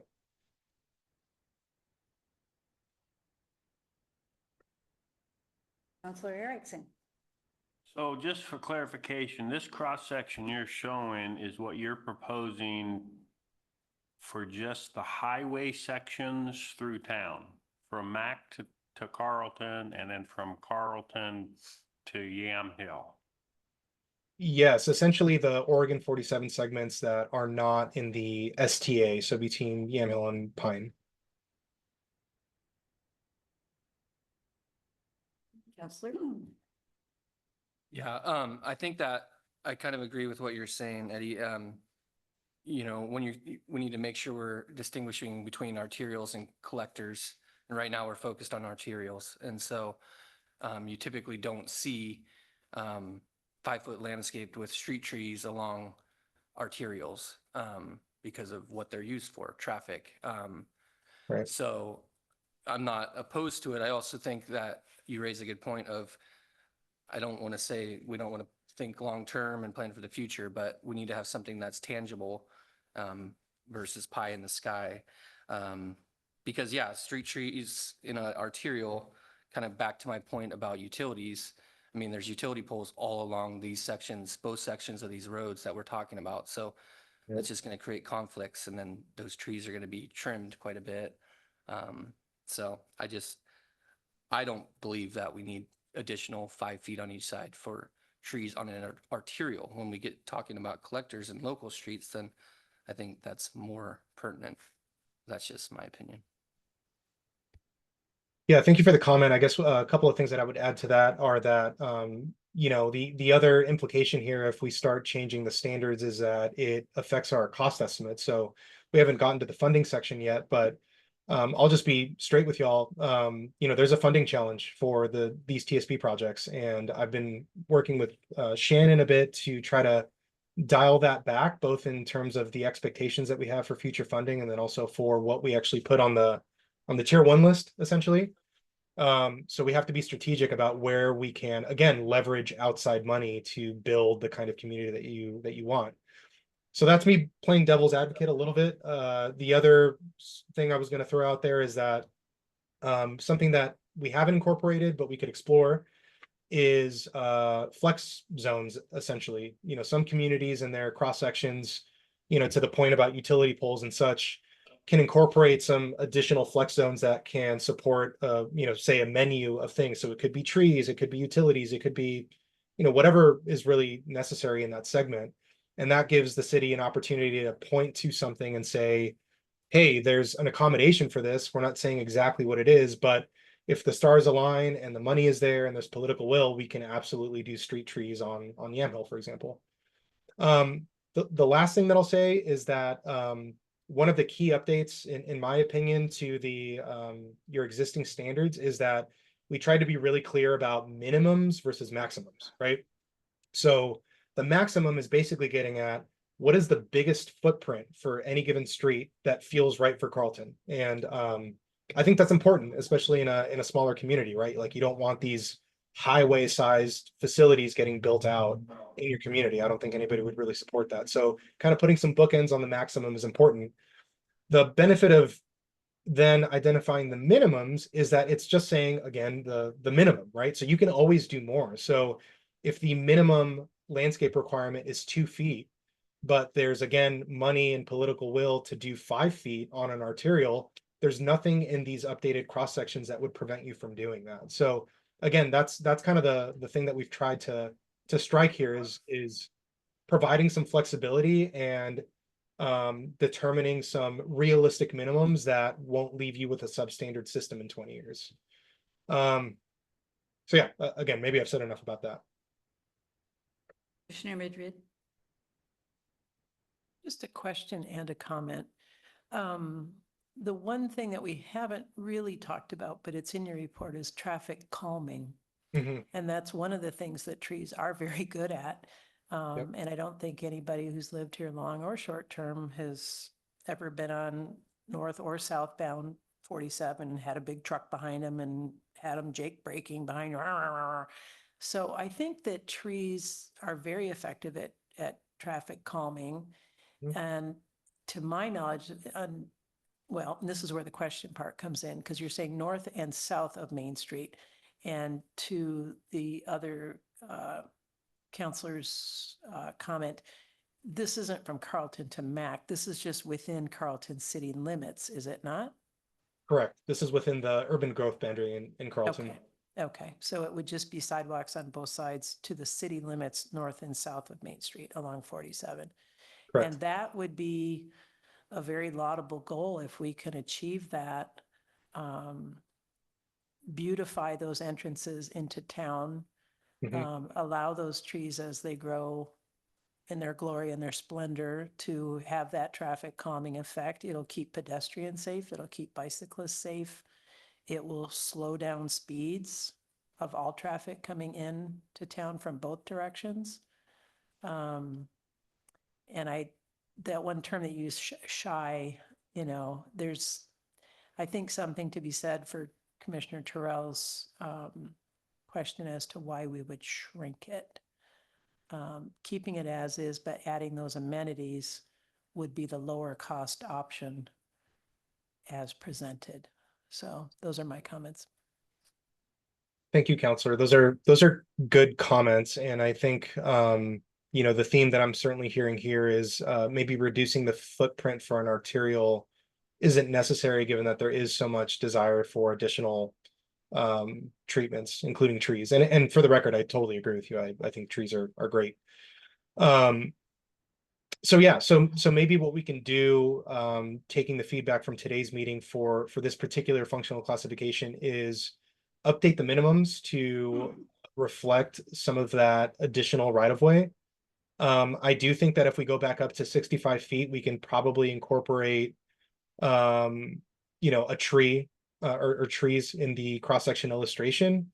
And perhaps in the text, we can incorporate considerations for how that space can support landscape strips or utility infrastructure as needed, given the section.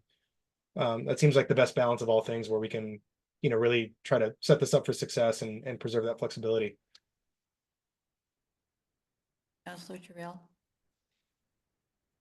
If it is within ODOT's purview, it's not an expense for Carlton. It's ODOT has to pay for it. Am I correct? I don't want to misstep here. Michael is on the call, but I don't believe that ODOT maintains vegetation on their facilities. right of way. And That's right, the right of way. You're correct, yeah. okay, yeah, I wasn't 100%, but yeah. Mayor, Councilor? Oh, yes. I just wanted to mention, while I would love to have traffic calming on 47, I have witnessed the very large trucks of all kinds hit the utility poles, both on Pine Street and Yamhill, as they negotiate our main street. And I could only see something similar happening with trees and vegetation. Mhm. So I'm not sure this is going to be compatible with the traffic that comes through Carlton. Thank you. No. Thank you. Yes. So I think I like the option of the flexibility and not increasing the minimum requirement. I think that's the best of both worlds here. I'm not an advocate for increasing the minimum to 5-foot landscape, because like you said, that's just not tangible anytime in the future. Like, we could keep the existing right of way length and then leave the minimums as presented, in my opinion. Because then there's always room to expand them, like you said, if there's money, if there's room, you know what I mean? All the stars align.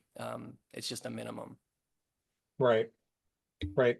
Yeah, I tend to agree with you, Counselor. And maybe before we move on, because this will apply to pretty much every other cross section. So there was the previous question from a counselor about striping requirements. So like I mentioned in our proposed section here, we show striping. In this case, it's a buffered 1-foot bicycle lane. Does the council and planning commission support formalizing the requirements for buffers in certain sections, or is this sort of flex approach more appropriate? In other words, making sure there's room to incorporate it if it makes sense, but not requiring it. There's several other cross sections where we show striping treatments, and again, trying to be clear about with dimensional standards versus design standards here. But there is an opportunity to, for example, include footnotes that say you must include striping. You want an answer to that right now? If people have hot takes on it, I think I'll take it. Otherwise, we can probably move forward. Okay, let's go. Okay. Raise Okay, your hand. so I'm sorry, Mayor, were people gonna speak Oh, up? I was just going to say, raise their hand if they want to see the striping. Oh, yeah. That's what I was asking for. And we've got, what? no, hold on. We had 4 things happening at one time here. Yes, go ahead, Brian.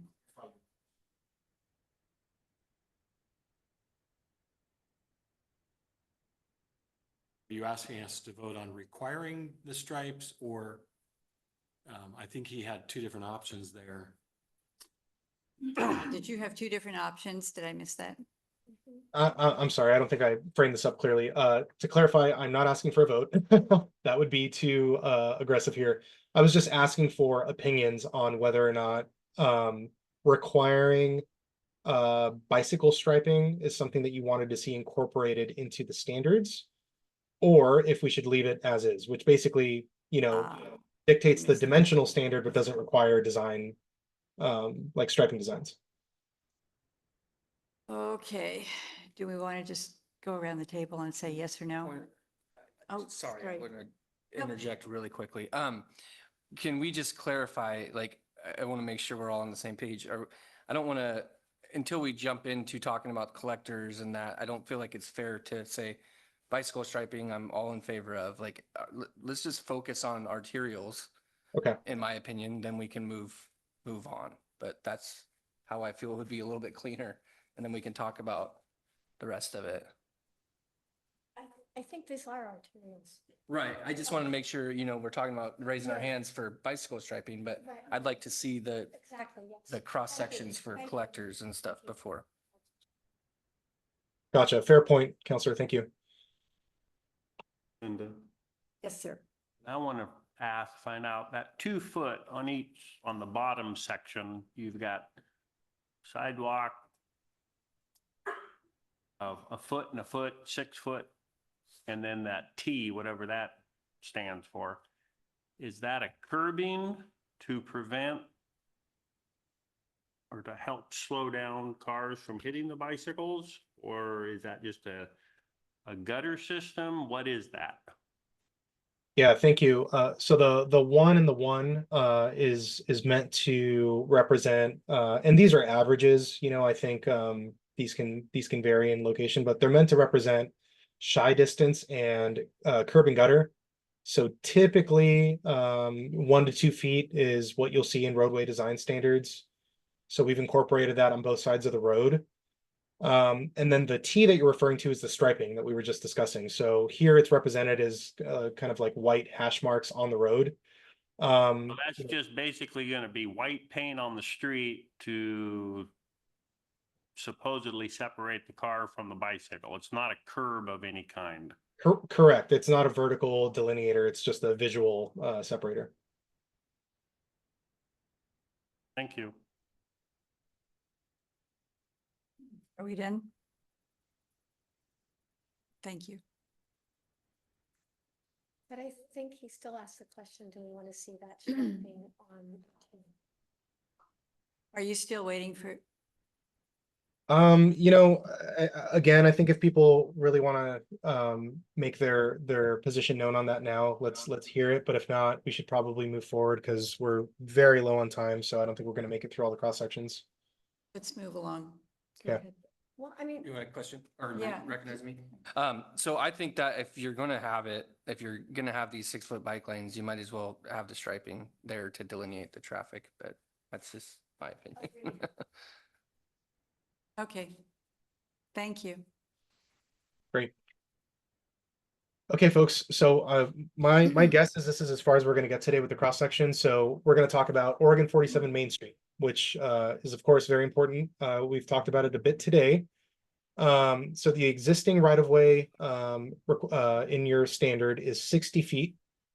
It incorporates 10-foot sidewalks, parking on both sides. Again, your code doesn't specify the minimum travel lane widths or the minimum parking lane widths. So we've just taken a whack at this based on best practice and industry standards. So we're assuming 11-foot lanes and 7-foot parking is roughly what's out there today. In the proposed section, we've kept the right-of-way. We've kept the 10-foot sidewalk per the Highway Design Manual standards. We've actually added an optional minimum 2-foot strip. So again, kind of going back to that minimum concept where we're saying some amount of, whether it's flex space or landscaping space, is important to provide some kind of a barrier between pedestrians and the roadway space. We've shown trees here, even though that's 2 feet, because we recognize there are trees in downtown currently. And we've kept parking. We heard very clearly from the community members and from the project advisory committee that removing parking on one or both sides of the street was untenable in downtown. So that goes back to what we do about the bicycles. We do not think this is going to be an all ages and abilities type facility for bicycling in Carlton. However, some kind of bicycle accommodation is important given that it's the economic heart of the community, and people will certainly be on Main Street to get to other safer connections elsewhere in the community. So what we've shown is those Sharrow pavement markings. Typically, these are accompanied with signage that say share the road or something similar. And it's really just to let motorists and freight know that there might be bikes on the roadway, so they're allowed to be there. If they're there, you know, be nice. And in conjunction with some of the like I mentioned, the parallel connections that we've recommended, this would really contribute to a connected system for the whole community. So that's it in a nutshell. So any feedback that we want to hear now, Mayor? Counselor Jarrell?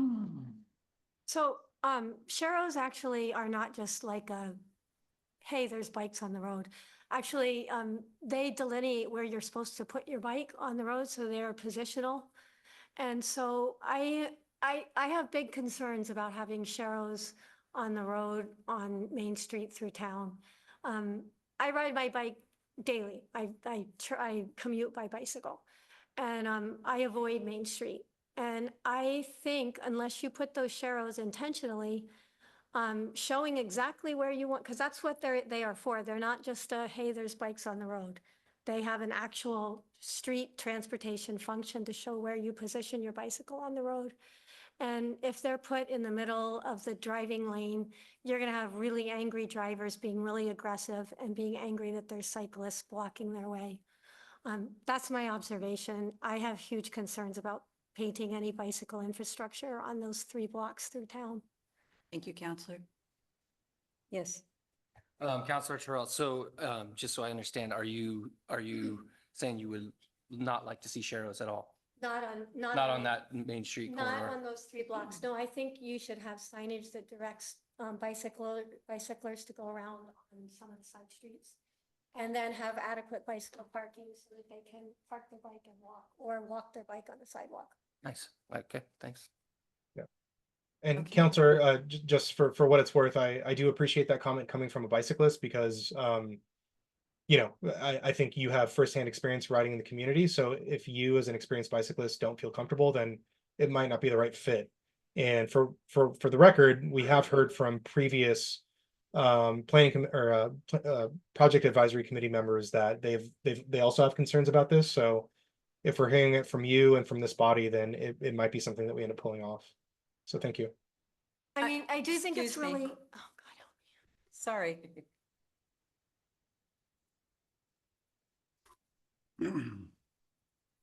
we're done.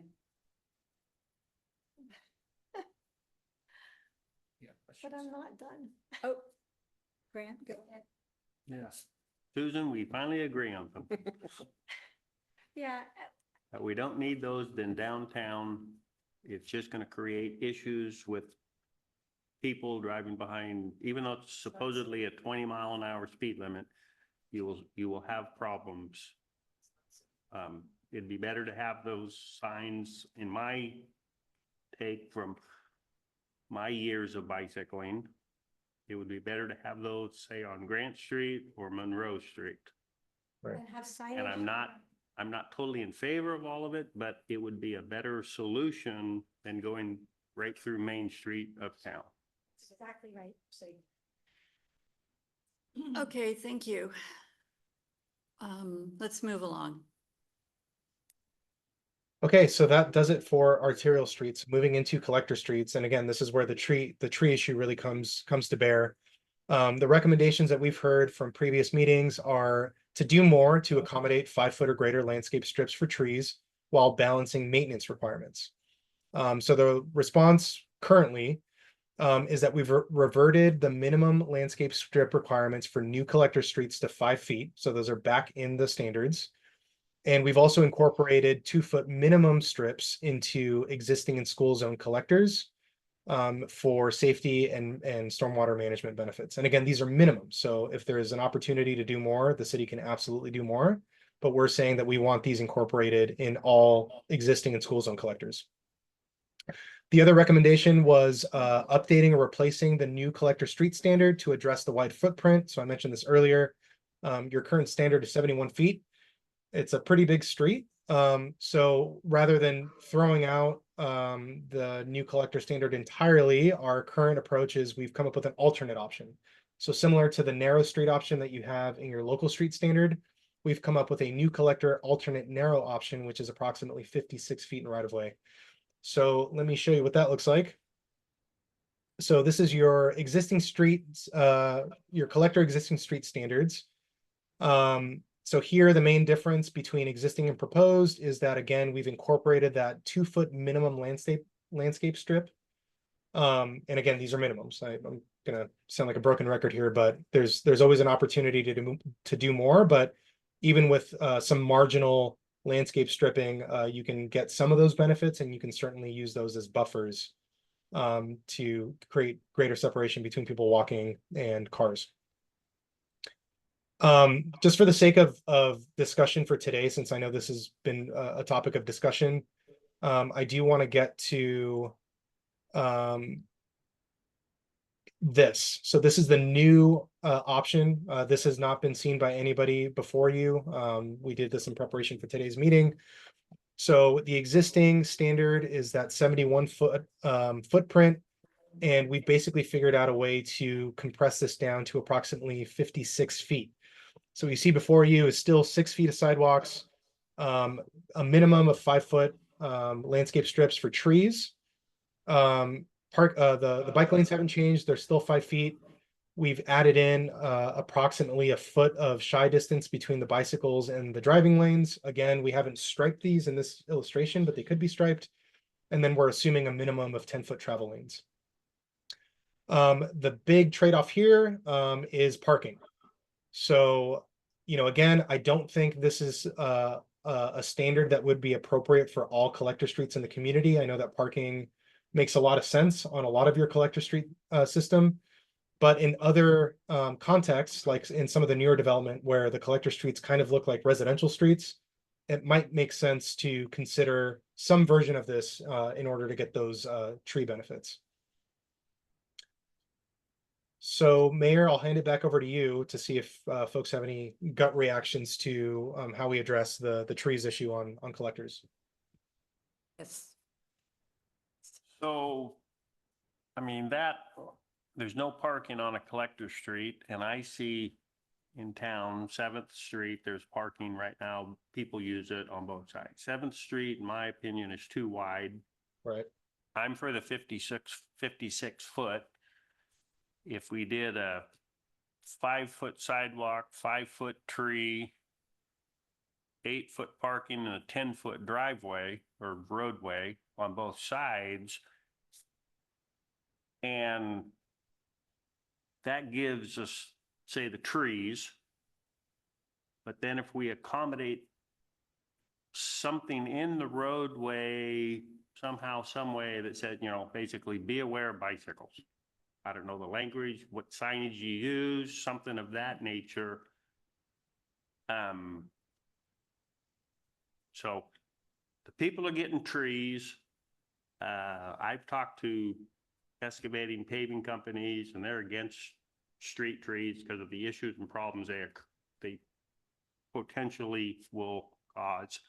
But in this case, if the 5, 5, 8, 10, I think everybody's kind of getting what they want. And if we somehow mark the streets, in whatever language, kids are on bicycles, be aware, I don't know what that would be. Yeah, thank you, Counselor. It sounds like what you're recommending is sort of what we showed on Main Street, but instead on a collector street where the volumes and the speeds would be much lower, and maybe that would be a more appropriate treatment. Counselor Terrell?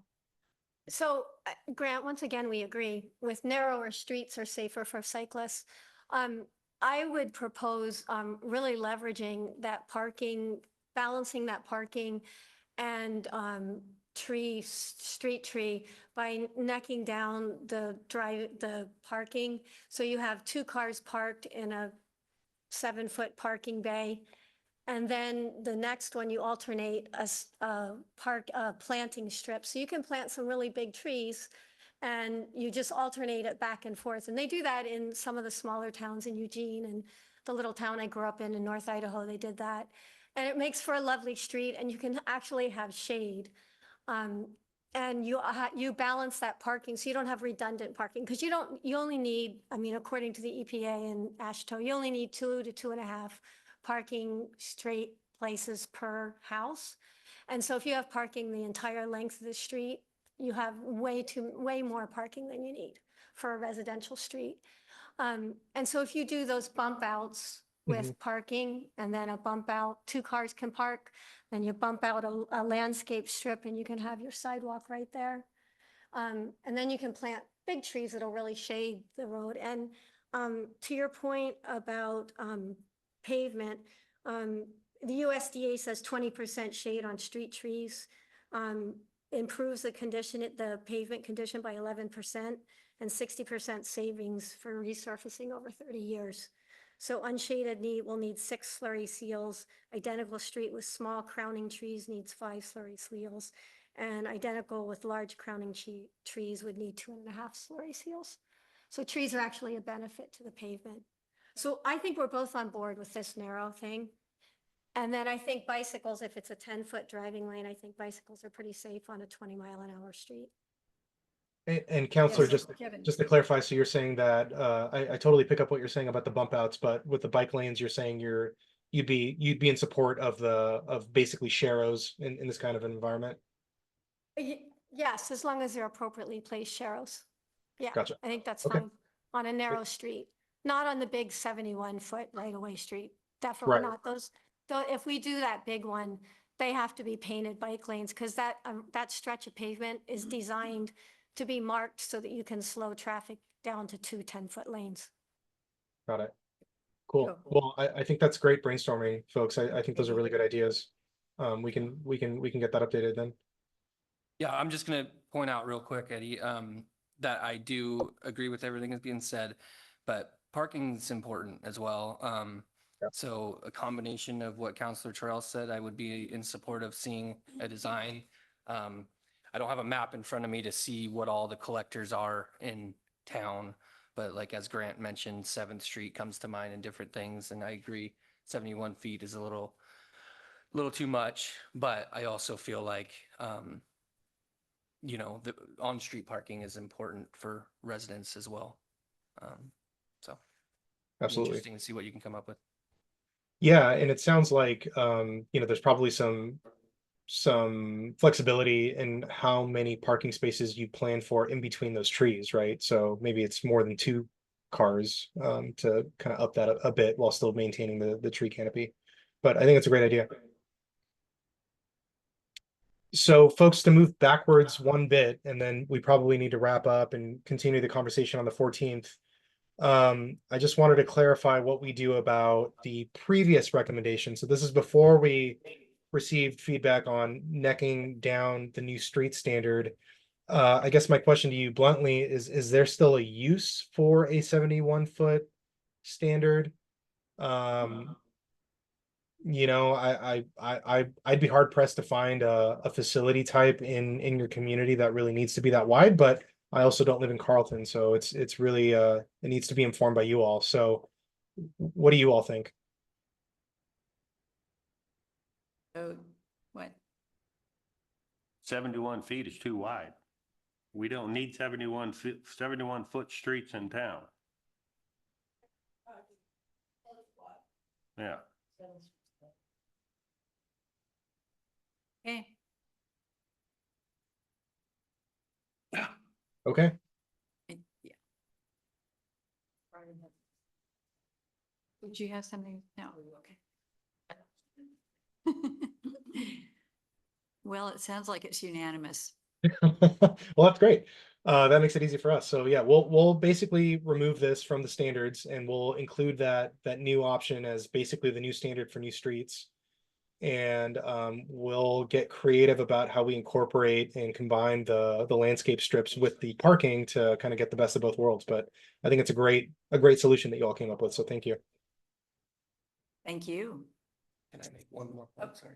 Sure. Yeah. Sorry, I just I would feel bad if I walked out and didn't say this.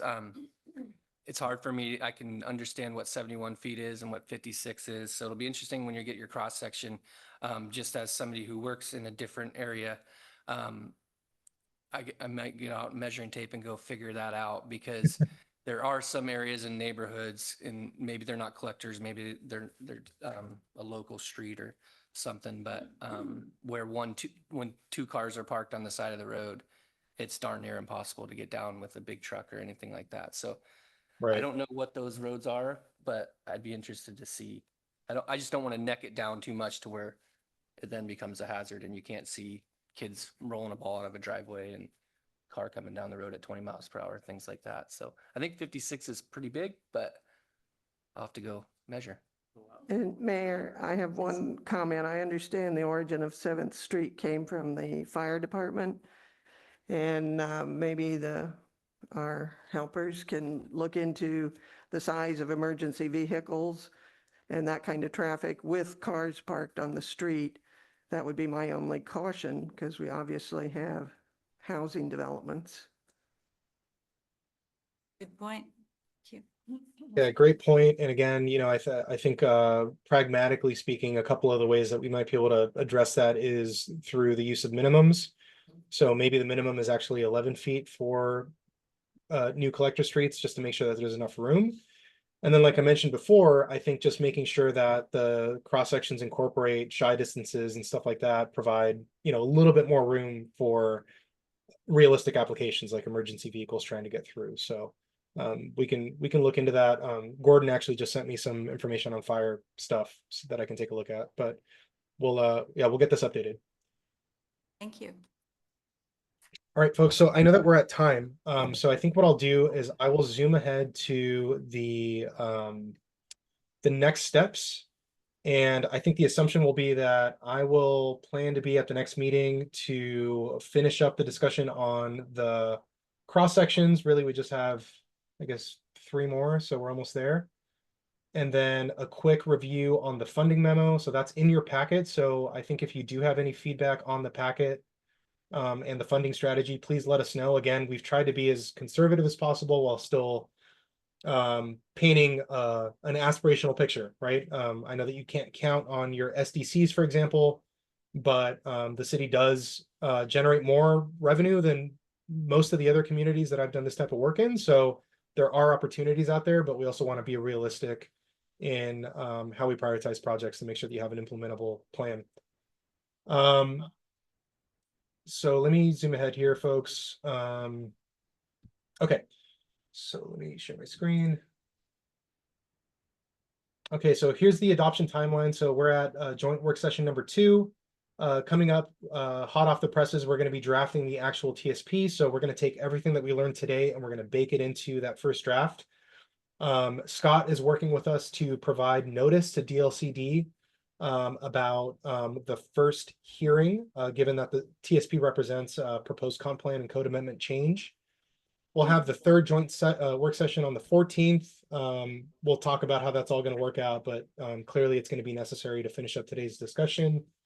And then we get into the main sort of adoption proceeding. So we'll have public hearing number 1 on August 11th. The subject of that meeting will be the entire draft updated TSP. A lot of it will be review for you all, but it'll be an important juncture where we can consider public input, and the Planning Commission will have an opportunity to consider making a formal recommendation to the City Council. Second public hearing will be September 2nd, and that'll be where we consider final adoption of the TSP. Again, just being honest with you guys, it's never that clean. Would not surprise me if it needed some additional hearings, but we're hoping that we've done everything that we can to set this up for success and incorporated community priority so that the TSP can hopefully be adopted in September. And then final adoption will be by ordinance.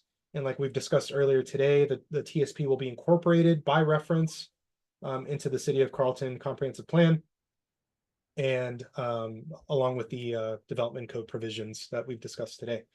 So I think it's a pretty exciting time, and these meetings have been great. People have been pretty forthcoming with their feedback, and it's been a collaborative process. So thank you all for your engagement. Any comments, questions, concerns for the good of the order? And I will hand it back to the mayor for that. Any? It's just been lovely to be included from planning. Thank you. Any comments, anybody else? Actually, thank you guys. It's been not easy. We appreciate it.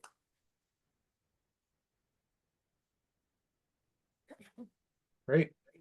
Well, thank you very much, folks. It's been a pleasure, and I'll see you all in a couple of weeks. So please let us know if you have any feedback in the interim. I know Amy and Shannon are accepting all kinds of feedback via email, so please let us know and we'll get to work.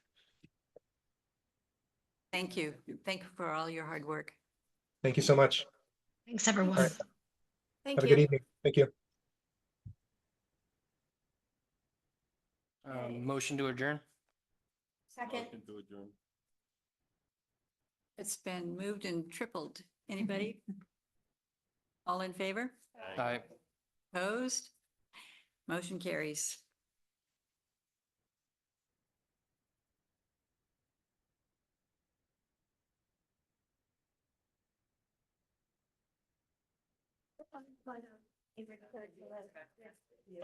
Oh. You going to San Juan? It's been a while. I was thinking. Oh, fun.